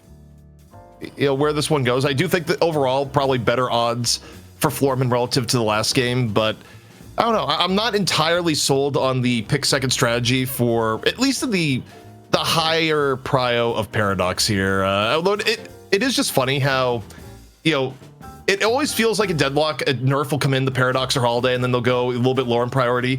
And then somehow, some way, we always get back to this situation of like, no, Hero's really good, pick them early, even in a meta where frontliners seem to be coming in at such a premium. I just think they're good. Like there is a sense of like in terms of making plays, like you feel how bad it feels to not have something like Swap in on your team or the ability to get a lasso.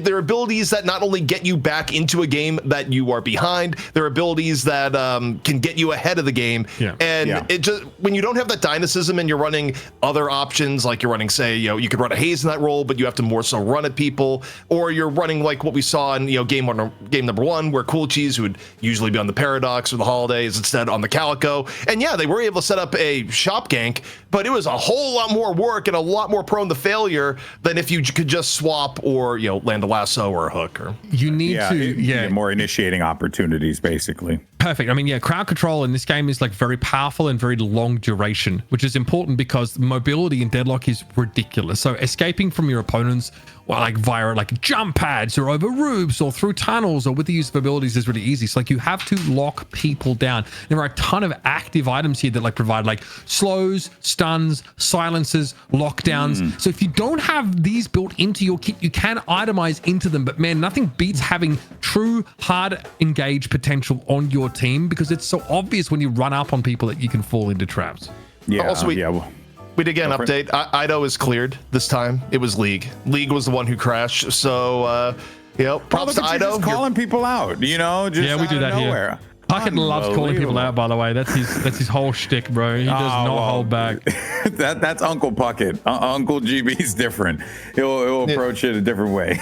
Do you realize how many DMs I get from Puckett being like, yo, can we do something for the players? Like, yo, what torture devices do we need so they actually start? I am sick of waiting here. That. You know, I respect that. Chris has been there in the olden days, back when, you know, you're hooking up Xboxes and just taking way too long to start the show. So he knows exactly what he's talking about. I feel him. All right, fellas, here we go. Let's see if Floormen can bring this one back. Over to you. Okay, on to the cursed apple we go. Thanks for sticking with us. We do want to see what this Venator is up to, so eyes are certainly going to be on Poshy Pop here. Again, I've been sort of just abusing his build without understanding why or how he put it together, so hopefully we see some proof of concept here a little bit. Obviously, Mirage and Bebop will be his opponent in lane. You know, to be fair, like with the Poshy builds, like half the time you're going to get a banger, half the time other pro players will be like, we also don't know what Poshy was building. So, you know, if you have a little bit of confusion when you look at the latest Poshy build, you may not be the only one. But yeah, as we take a look at the lanes here, got all sorts of beefy lane between Shiv, Abrams on the left-hand side, but that is one Billy Mina can win depending on, you know, execution. I am curious though here in the middle, you know, because we're still kind of evaluating just where Venator is in the lane matchup, but pairing up Paradox is usually good as, no way, is Goober, surely Goober isn't going for a sub 2-minute gank, and yet was so flirting with the possibility. Yeah, I think they certainly will consider. It could be also because the pressure for the Mina Billy is feeling a little bit immense, but it's Abrams obviously and Shiv in that lane, so like they don't seem to be suffering too much. We sort of refer to the health bars. In fact, if anyone is, it's Do, who again has to use health as a cost for some abilities. So expect to see the Geist look a little bit lower at times. But that is obviously the Geist alongside Sire's Ivy on the right side. Also keeping a keen eye on Venator builds, where, by the way, the one tragic part about today is that the Circus was just a little bit too strong. We got to see no Celeste today, Mitch. But so what we have to hope for, we have to hope that Apollo is grossly broken to free up Celeste. Yeah, that's what dude. Honestly, the one hero I was most excited for, because I just love the duelist archetype, but obviously I'm in the minority there. I accept that. I'm curious to see how they find their place in the game. A little bit of damage on this left side Guardian here, so melee creeps definitely have to be a little wary. Let's push Greenwich. And what are we looking for here? Okay, so just a box run being conducted by AVG. We'll spot the Bebop down below. Do eventually gets picked up, so that pressure on the Geist results actually in a pick. Also, a bit interesting that, again, it happens off the silver lane. Generally, silver lane's a little bit less explosive before Lycan Form comes up. And, okay, may have been off a bit more they could chew there. We see Saya in on the chase down, a real low HP Lord and a low HP League. I mean, the HP is just non-existent, and Saya is still chasing it down, 49 HP in the dream. Oh, the slide in no, and Do is not going to be denied. Coming back off respawn, finding that kill. That is big. And also, we know that Lord and M also was very low at the time, but they were able to slip away. This will at least allow Melee Creeps to shove this lane back. We get a little bit of pressure on their side. Very standard Mina pickups here. Of course, the Burst and the Spirit. Just to make sure those Rakes and Love Bites hit a little harder. Also, looking at rotation on the map, Scout right now potentially looking at a piece of the left-hand side, leaving John in middle to take up the farm, and now setting up the 3-on-2 here on the left. Okay, shoulder charge comes on in, but it could be dangerous. Attempted dashing away here for AVG, stuck with a bomb. By the looks of things, were Floormen. Not able to find themselves a pick in the end, but Floormen shoved pretty deep under their own Guardian. Rocker, though, wants to move out into the open somewhat. You'll notice that as time's going on, the War of Attrition has favored Sapphire side so far. Floormen getting good damage mid, actually on all three of those Guardians in these exchanges.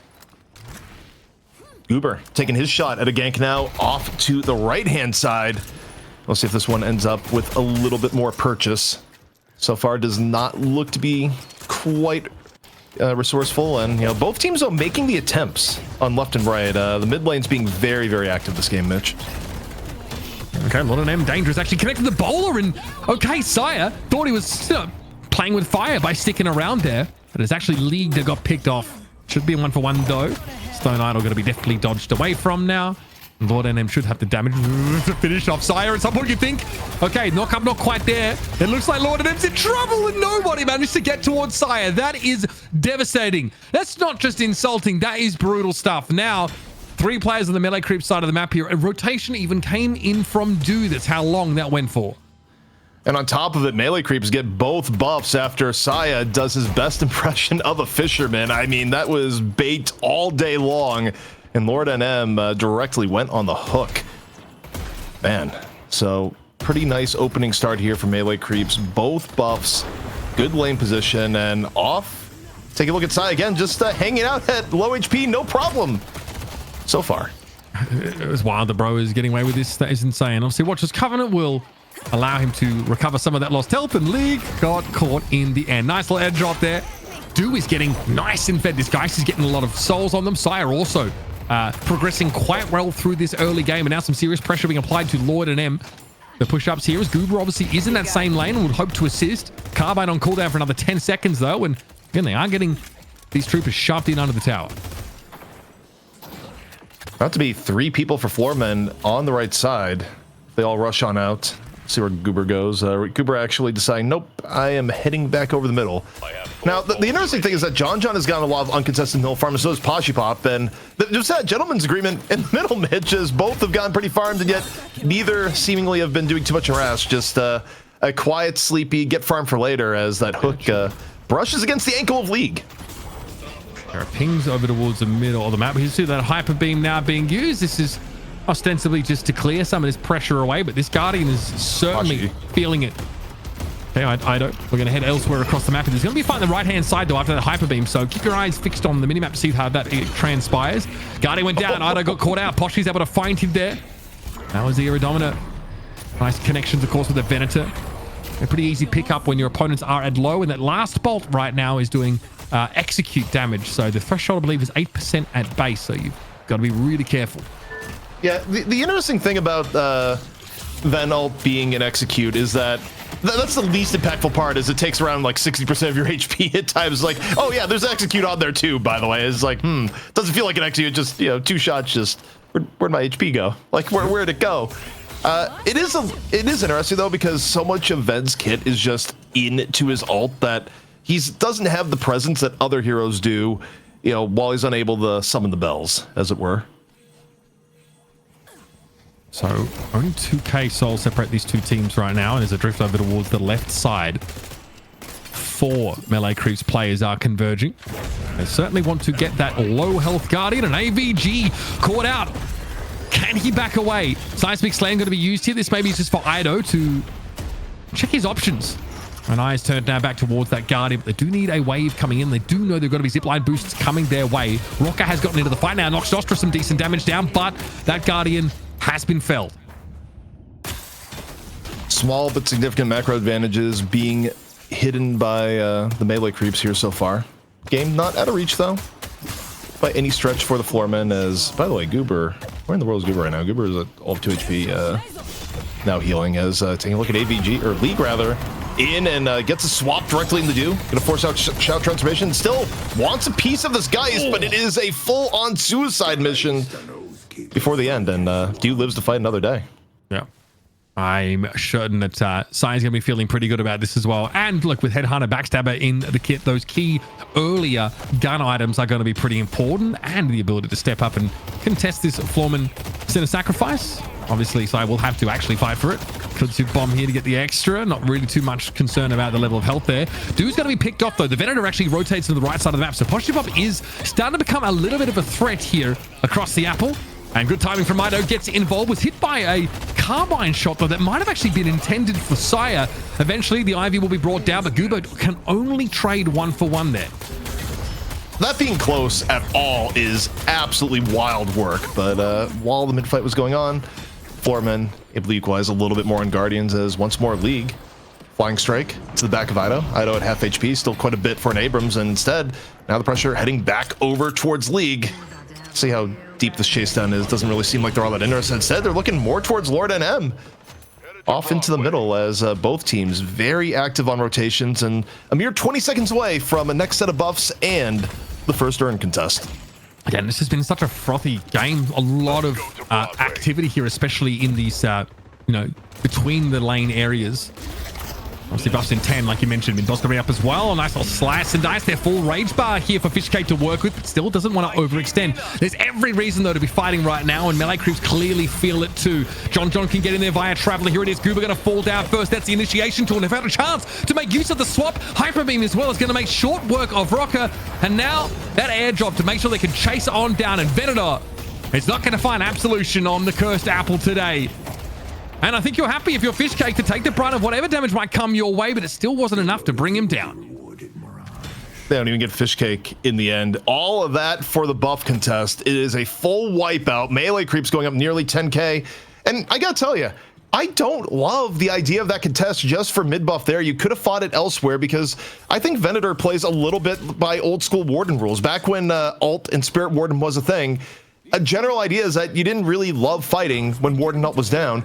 I think you have a similar concept with Venator. So much of his kit is power statted into having his ult that if you fight in a situation like that where it's still 50% away, you have no Ira Domini, it's not great. Like, I don't think Floormen needed to take that fight there. They could have waited till it went to the other side, and big tip coming on in. I don't know how big that is, because I'm terrible at on the fly currency conversions. I don't know. I think, dude, I haven't used Swedish krona for a few months since we were in Stockholm, but actually that's 420.69 importantly, but I do think it's like a factor of 10, so very reasonable. Thank you so much for your donation to our prize pool, and I'm sure Golden Boy, we're going to keep him busy. We'll convert the 420.69 value from Swedish crowns to US dollars for us.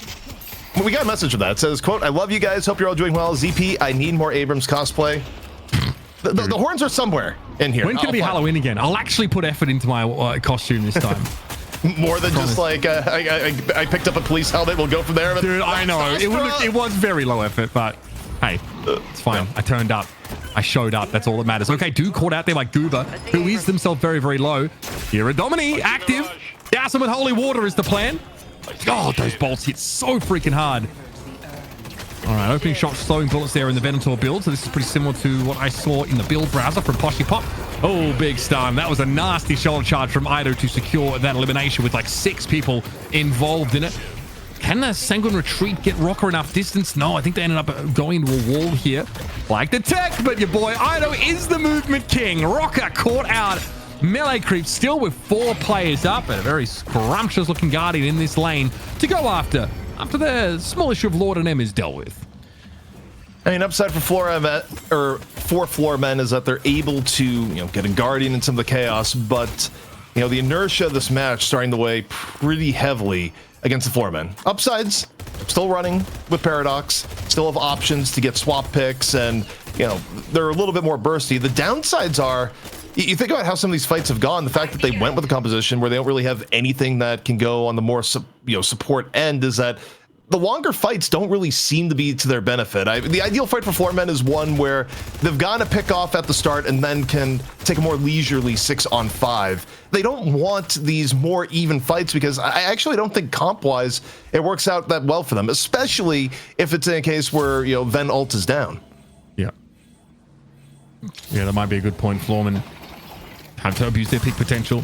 Is the chain gang trying to catch out Fishcake, who's not the most tanky of shivs, only 10k souls to his name, and so that will be a elimination picked up. Goober still has, of course, swap available, so can try and chain this into yet another one, but it looks like Melee Creeps don't really want these hands. An 8k soul lead, 13 minutes in, it matters, it does, but a player down, you cannot be afforded to engaging. The timing, a little bit tough for Floormen. When you think about what was available on the map, it was still way away from Earn. It wasn't at a timing where you'd have reasonable amount of time to go for mid-boss. I mean, it's a little bit early for mid-boss unless you just get the most ridiculous pick and everyone's in middle. So even when they do get a pick off, not the highest value, besides the fact that it does slow down Fishcake. Like, in terms of where you'd like your Shiv to be farm-wise, it's a pretty poor Shiv, to which no one is going to have a whole lot of sympathy for with how much Shiv has gone away with here today. Tesla bullets picked up there, bit of a power spike for the for the Bebop, I guess. Heroic aura, of course, on Billy. Well, it wants nothing more than to be in the thick of things. So actually finding some of these pretty important tier 3s at this point in the game. I think it's pretty telling that you see Rocker has invested in that Dispel magic pretty early on. You are looking at a lot of non-ultimate effects that really could take you out of the game. We know Mina, if she can be held in place or caught out, she tends to vaporize. So Rocker needs to be fleet of foot, and that's not ideal. Okay, well, Rocky's going to be able to sanguine retreat away. That's the spell magic used amid the retreat. Buffs are coming up. We saw Ido potentially going for it. Don't know if he got the jump at there in time. I think Floormen were able to get the buff on that side, getting whatever was in on the left. But this time around here, Mitch, a little bit different, and Melee Creeps actually respecting not full diving in. And I look at the ult situation, it makes a little bit more sense. Pashi locked and loaded. Hook, though, comes in, and he pulls out the crossbow. Immediate response. Don't know if he quite has the line of sight on this here, as Scout does not like the action and is quickly looking for the retreat. And Fishcake ended up getting those bolts. Yeah, again, Bro got absolutely caught out there. There's something here for Floormen, for sure.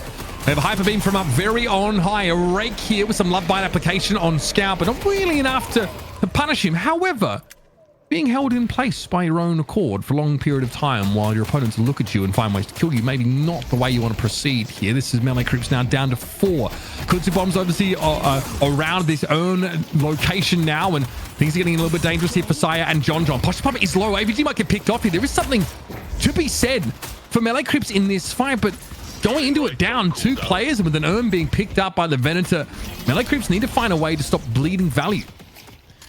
I mean, it's a little bit tough. Floormen, they get the good engage, and it was kind of interesting, too, because Scout was the one getting chased immediately, and Fishcake tries to offer a little bit of support, actually ends up falling on the Iradomini bolts. Now, okay, you've given up Urn control, you get Walker in turn. I mean, that's a trade that we've seen Floormen doing more, and oh man, if they get 2 Walkers for Urn, I mean, that's incredible value on top of the fact that Urn is still being contested here, Mitch. That's right. Yep, we might have a Melee Creeps attempting to fight for it now. This fight's happening on 2 different sides of the map. We'll see if there's an actual legitimate contest around this.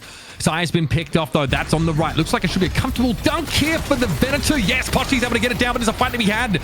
Dude gets in there, picks him off. Looks like it's dangerous straights here for Goober, and Melee Creeps are doing pretty well on the right side of the map as well. They might be winning 2 fights simultaneously, or at least it looked that way, but now we see just how low John is. Eventually, Lord and M's able to bring him down, and it looks like Fishcake isn't a huge threat on his own. I might have to give up the Ghost here because this Silver ain't stopping.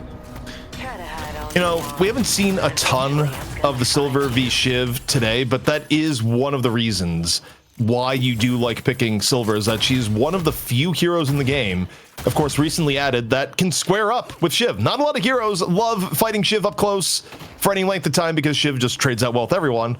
Does not actually trade out well with the Silver in a lot of situations if Lycan curses up. So still an 8k soul lead. Mid boss obviously still up for the taking, and it is an extra walker in the possession of melee creeps. That is the game state right now. So that is probably, you know, half of the lead melee creeps have is because of that extra objective is up. This isn't great for Scout. They are not quite on their own, but I don't know what Fishcake's going to be able to do to peel this scrutiny off them. More of an engagement we have. Here comes the Traveler in. Okay, John serious about being a part of this fight. Nox Nostra going to be used instantly to silence out that Mirage, but eventually that effect's going to be shrugged off. Here comes the airdrop. What can be done now? Tango retreat upwards. It's going to be Poshipop picked off. So that is the Iridomini. Already had been used by the Venator, as it appears. But Floormen have to scatter. Melee creeps find themselves at an advantage, and Scout is about to return to the game. Rocker wants to avoid detection here, and actually is trying to chase down Fishcake, who's been more than a punching bag than anything else up until this point. Taking a look here, other side of the map, AVG. Able to rotate in, get the walker, may give his life for it, and as long as it doesn't end up in a mid-boss off the opportunity, probably reasonable here so far. Shadow transformation used. Seismic slam comes in. There's so much to be picked up. Floormen are at risk of getting wiped out entirely. Lord and M can't do too much. Stunned up, and a great little shoulder charge there from Ido, but needs to be very, very careful.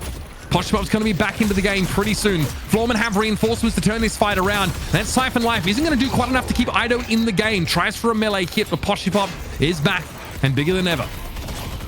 Hook lay into the fight here on to the Venator. As we see Pashi leaving. Now, no, not as strong here in the fight. Still down on another hook connects. Man, oh man, this is a tough spot for Pashi to be in. Hit on all levels. The final Geist Bomb from Do.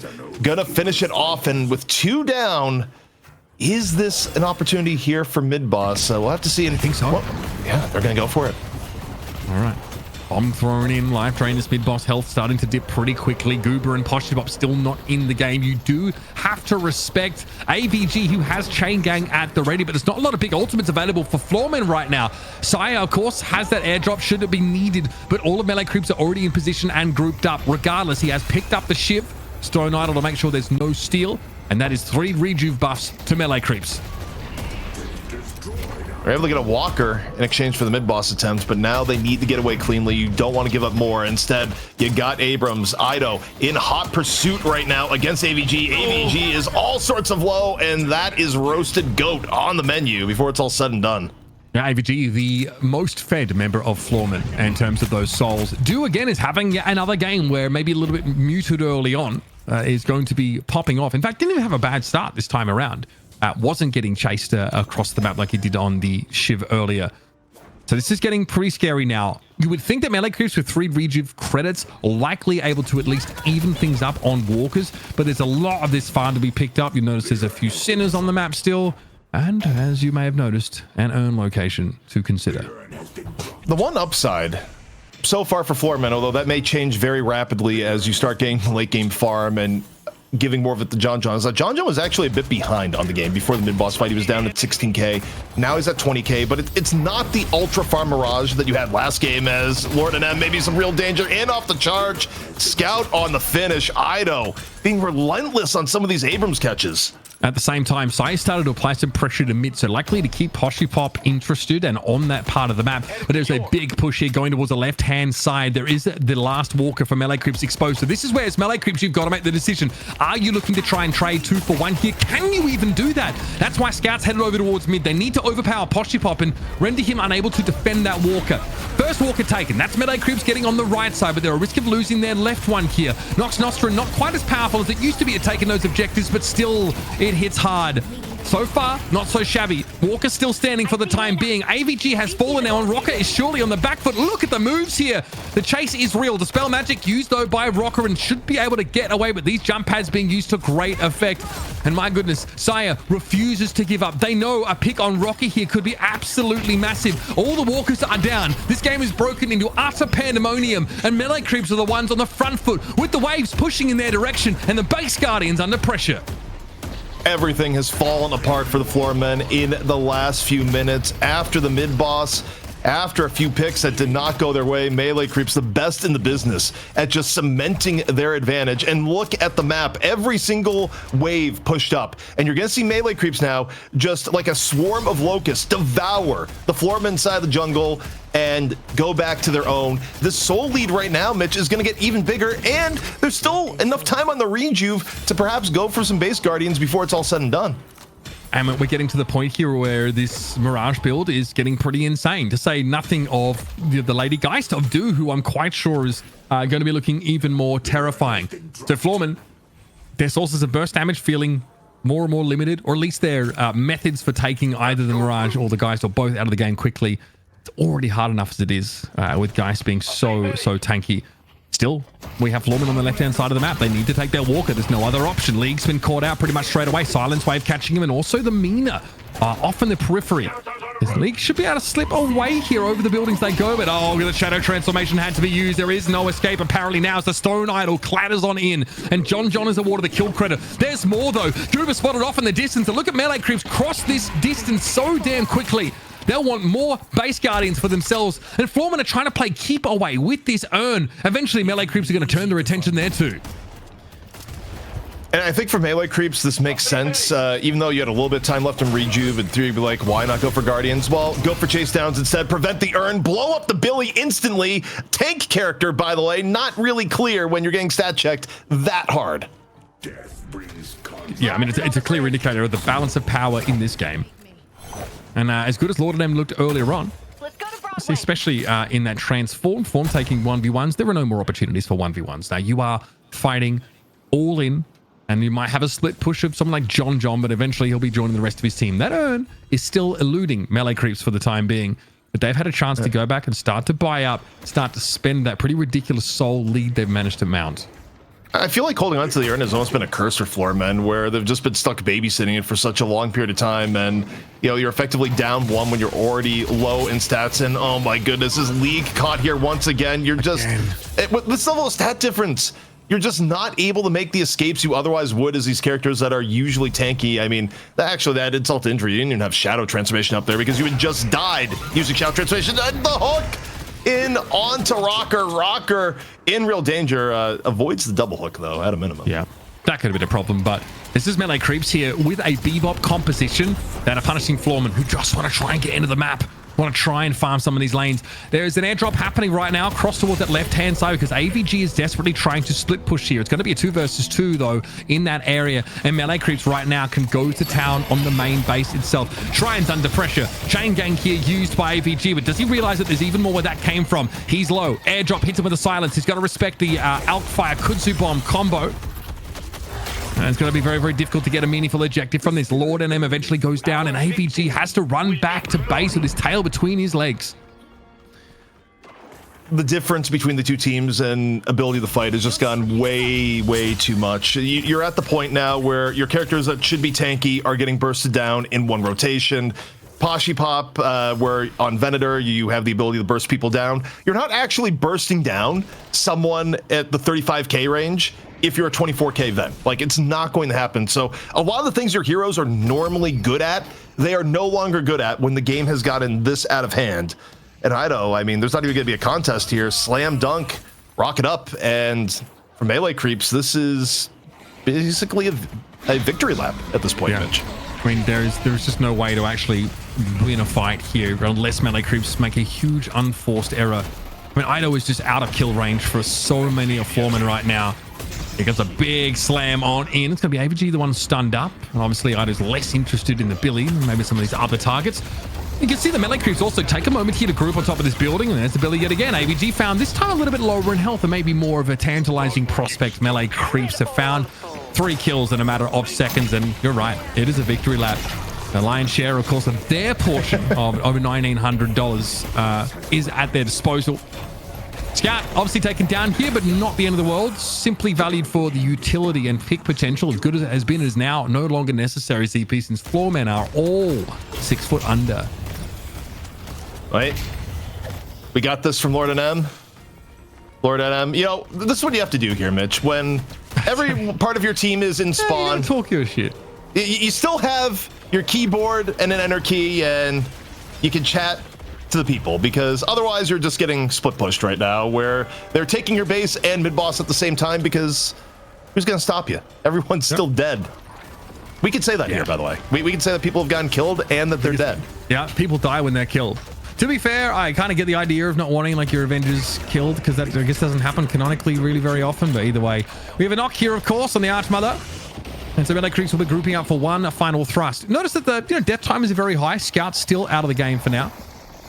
Scout's contemplating what Lord NM just said. As AVG says, we do not claim that guy. So a little bit PR here is Floormen are not necessarily down with what Lord NM is saying. This is what the commentary has evolved to here, Mitch, is that the game is a foregone conclusion, but we have no idea what the next chat bubble is going to be. Yeah, what was Lord NM's message at the start of game one? It was about DMB, right? Yeah, it was just like, I can't believe you put DMB on Shiv. Oh wait, that's due, or something along those lines. Funny. That is funny. Okay, here's the hook. My goodness, straight into an airdrop. Saya says, "Hey, you think the odds are we can just sort of end this game, Scout? You kind of vibing that right now? Going to be a defense here for Melee Creeps on the bottom right side of the maps. Floormen are simply wanting to play more of the video game, and who can blame them? We love our Deadlock. Slam comes in. Scout soaking up most of this damage here, whilst Poshy Pop and League are torn to shreds. Up in the sky, Poppins on down his rocket. John going to be able to snap the Mina up as well, and that will be it. Death time is far too long for Floormen to have any say in the outcome of this game. Melee Creeps, of course, money to buy, money to get back, heal a little bit. Just make sure they savor it. Winning for the 72,000th time hits a little bit different, What do you think the Archmother's thinking here? It's like, everyone supporting me is dead. She's thinking, please kill me. Just be done with it. And like, she's in the equivalent of palliative care here. At least the patron is able to grant one wish. Their own wish in this instance says, victory is held for Melee Creeps yet again. The streak continues. Wow. But well earned, man. So well played. It's just like everything that they do that they want in these fights, they're getting it. Right? Like, oh, we need the pull, we need the follow-up, it's right there, it's perfect, right? Oh, we need to make a dive happen with the Shiv here and then get some more support. Oh yeah, it's there. It's just they don't freaking miss, and it's so clean, so clean. I want to know why Floormen are deferring first pick, because that's a good question. Certainly I'm sure there's don't get me wrong, there's obviously a reason for this, something that we haven't sort of seen through to, but your opponents get the horns are out, baby. Oh yeah, that's it. Night shift after hours, you know what I'm saying, bro? Yeah, see, when ZP sees some good ass Abrams gameplay, the horns they come out. That's how you know. That's how you know he's excited. What was I saying? I was trying to for God's sake, the horns threw you off, man. Oh yeah, they got Geist and Mirage. I do think that is like very powerful core, and if you aren't really sort of clambering over these guys early in the game, then it's going to be very, very difficult. Scout looks great on Bebop, right? I think very, very solid. Some really amazing hooks there, and obviously the double hook means late in the game that you are not getting away no matter how swift you are. We saw the curse remover Mina attempt there to escape those ganks, and even with her, slippery as she is, it wasn't enough. Yeah, it was just very tough for them. I could see what they were going for. There were moments where it worked out, but it was just so much effort was needed to just try and catch that one target that would be out of position, right? Maybe they'll take out Do, who would be in a spot, or maybe Ido would be in the spot where they can also pick him off, but it was never enough to like really amount to much for them to be able to follow up with. Yeah, they'll get the Walker here and there, but it just never felt like Melee Creeps were in a position where they were threatened for a good chunk of that game. I would say like around like the 20-minute mark. I mean, Melee Creeps have just played good fundamental Deadlock. They weren't really making any errors on the macro end. I mean, even when things went against them, they were still able to get trades. And to me, I'll save it for a little bit later, but I think Saya's performance on the Ivy was ridiculous. You look at some of those early escapes in lane and some of the ways the minor fights broke down. I mean, it was just incredibly cerebral play coming out of, what's essentially been a support player. And I mean, Saya, in this new role where Saya used to be more of a playmaker, but Saya over the last few months has just really embraced playing support characters.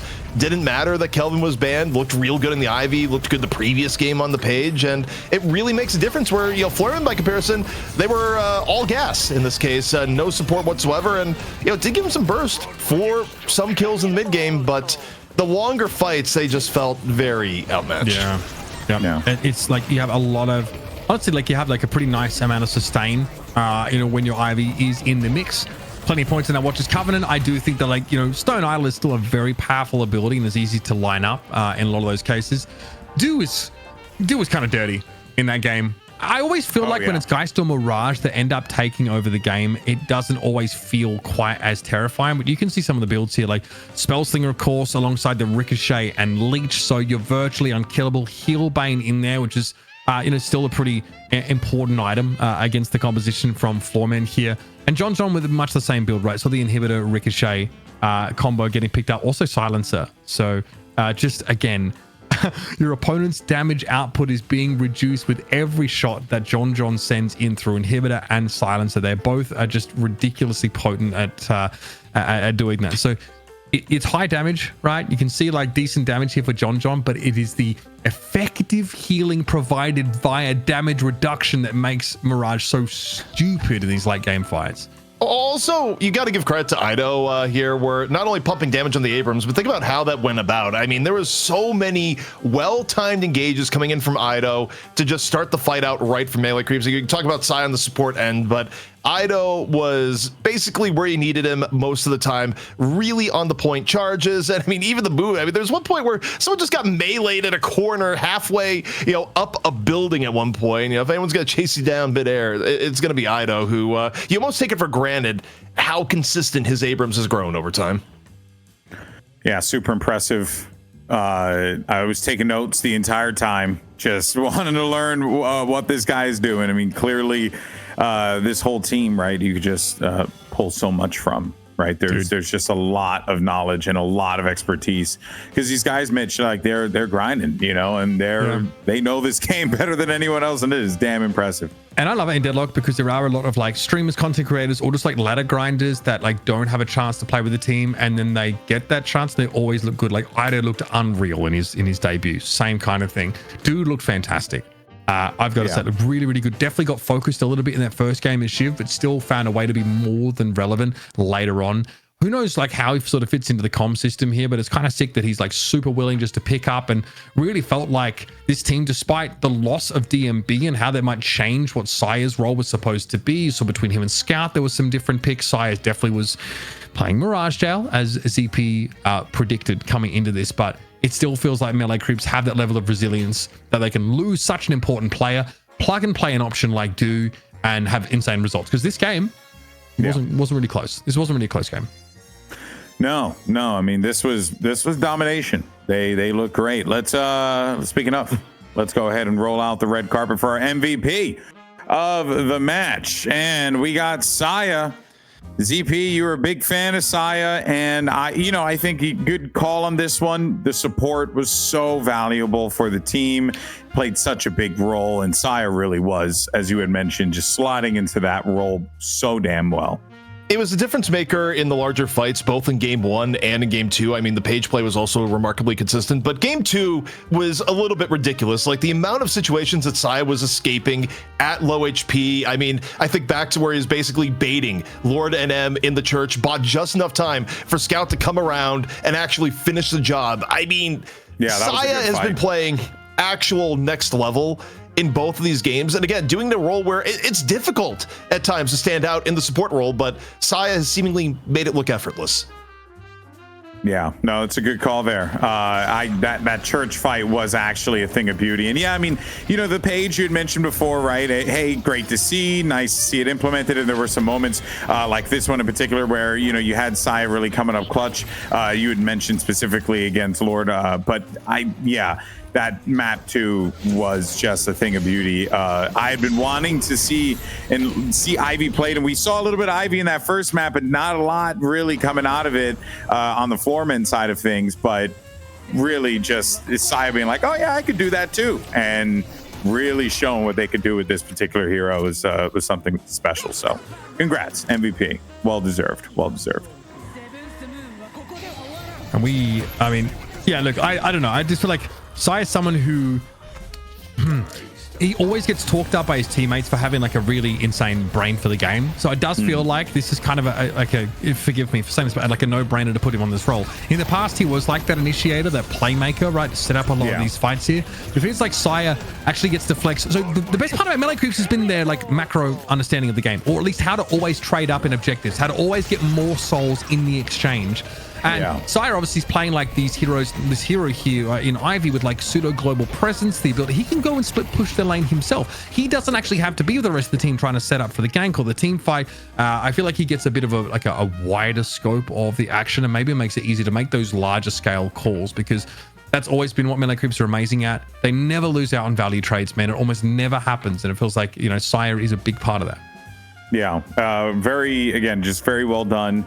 And I think, like, you know, there's just always like little things if you're trying to improve your gameplay. These guys are just showing you, right, all these different builds, all these different ways to approach the game, how to think about the game. We certainly got that without a doubt from Melee Creeps boys, and Abraham's earlier as well on the EU side. So fun to see what those guys are putting together as well. I really cannot wait for the day that we get a Deadlock LAN. Oh, that is going to be so hype. Because I'm seeing people in the chat on the YouTube side of things. I'm seeing people be like, "Oh, South America could play Deadlock," blah blah. I'm like, "Hey, dude, I want to see what the world could do." I mean, everyone's asking for NAEU as well, man. It's the, you know, we've done this so many times before, guys. Like the early esports scene, we've got to answer that age-old question. I know it's honestly it's plug and play content, baby. Also, as far as Deadlock goes, you know, I do wonder if we retread the Overwatch path where it's like NAEU and then you go to like the sky, the horizon, and you actually just see like Korea heading over, and it's just like, like, well, what's going on here? Because you start to think about it, Deadlock is a fusion of two things Korea is really, really good at, which is MOBA play and, you know, more hero shooter play. It's a matter and of time, you get like the best minds together there. I mean, it is scary to think what that region can do. For now, let's live in the present, okay? Let's live in the here and now. We got the new member of Melee Creeps, Do standing by, joining us here today. Do you there, buddy? What's up, bro? Welcome in. Hello, Do. Good to chat with you, buddy. Congratulations on the win. How's it, you know, playing with these guys? You're a new member of the MLC squad. So what's the experience been like, you know, playing with the team? Has it been just seamless for you? These guys are obviously amazing, like all these guys. Nice. No, of course. I mean, how did it come about? I want to know, like, you know, like how does, because we've seen this before. Obviously, like Ido's a good example, right? Getting picked up to play for these teams and like looking amazing straight away, which you did today. Did you kind of go to them? Did they come to you, or how do you end up getting into this roster? I got approached by them actually. For a long time I didn't feel like playing competitive because like a lot of time, it's like very time consuming. But they offered me a role in the team, and they said that like we would scrim 2 times a week and it wouldn't take that much time, so I was in. I gotta ask, hero pool wise, I think people want to know. I mean, I want to know just the next time I talk about it. When Pocket is a little bit more meta and is getting picked more, who's gonna be the Pocket player on the team? Is it you or is it Ido? Bro, Ido just plays S tier champs. I'm probably just gonna be on Pocket. I respect that. Yeah, I mean, you know, it sounds like you're approaching this from perspective of like, hey, you know, like whatever happens, gonna kind of ride the wave, right? Is if that's the correct read. So with that being said, how has just been you kind of diving into this game and you know, dissecting it, and then out of nowhere joining like the top team in North America? That's certainly rough to keep it casual when you're joining the top team in the region. So I guess the question that I have for you is more just like, you know, you say, what are you hoping to get out of this? Are you just kind of looking to see what experiences you could pull out of this, what more you can learn from it? What's your goal, I guess, you know, being a part of the squad? Or is it just to have fun and play some Deadlock? Well, the main goal is obviously to win, but I just wanted to play with a team that like where like every single person on the team and like very enjoyable. I mean, vibes. Good, I mean, we know Melee Creeps have got the vibes. You guys have got some strong characters on that team for sure. I don't know if you thought anything of this. Obviously, the draft process happens at the start of the game, and obviously Sire's probably involved in that. But Floormen gave you first pick both games. What was your read on that? Was that expected, or what do you think that they were going for there? Usually I just stay silent in the draft, and I just let Sai do all the drafting. He legit just predicted everything. Yeah, that sounds right. That sounds like Sire. Actually, I say I had no more questions, but chat is going wild on it. Do you have any defense for the IDO 119 beams? Is it actual Deadlock scripture now? What do you got? I mean, I asked Ido about it earlier, and he said it's just a verse 1:19. So I'm not really sure what that's about. 1 Corinthians, 1 Corinthians verse 19. Yeah. Look it up, folks. All right. Well, Do, thank you, brother. Appreciate the time. Hope you had a good time, and congrats on the win. And looking forward to seeing more from you guys, man. All right. Take it easy. Yep. Thank you. Have a great night. All right, brother. Take care. All right. There's Do from MLC. They are your winners. Damn, man. They absolute beast. Very well played. You couldn't have asked, honestly, for a more dominating showing, Uber, from a squad. And the run continues. Look at this. Just so much success. Yeah, I mean, look, these guys are sick, and it shows. I sort of get where they're coming from. Do sort of saying that he maybe didn't want something that was too much, right? And that's not sort of required right now. I do think Melee Creeps have just done so much work over the last year, basically, to be in a position now that they can basically take what they want in NA. They can turn up, scrim it a couple times a week. It still look really good because they are always very, very quick on the pickup with a lot of these new picks. Or in this case, this week, they weren't going for the Venator. They weren't trying to secure the Celeste. That was going to be banned out pretty much straight away. But it's still good to see plenty of silver being mixed in here. I think these guys are still the gold standard in Deadlock in this region. So, I mean, I'm impressed. They looked great. Ido didn't get to play flashy stuff as much today. Still looked really good. So, yeah, these guys aren't going anywhere, He's playing S-tier heroes, though. At the very least. He's doing that. That's his thing. It was really fun to be a part of this. Super, appreciative of ZP. Thank you so much for asking me to join. This was a good time. Had a blast with it. And also just want to let everyone know we're going to be jumping over to Ido's stream from here. So make sure you go and support the homie and congratulate him on a victory today. But that is going to do it for us here for the night shift Deadlock for EU and NA. Great shows across the board. Congrats to Abrahams on the EU side for picking up the dub there. Great performance from them. And then big shout out to Melee Creeps for the NA victory here. I'm Golden Boy. That, of course, is Uber. And thanks for donating. ZP. Thank you for donating. That's right. Also, make sure you get out there and support the Night Shift crew. Patreon. Okay? They're links. Click the links. And then you go and you give them your money. Okay? Your hard-earned money. But these guys are putting on a damn good product for y'all. So make sure you get out there and support them. That's going to do it for us here, folks. Thank you so much for tuning in. We'll catch you next week. Same time, same place. We'll see you then. Peace.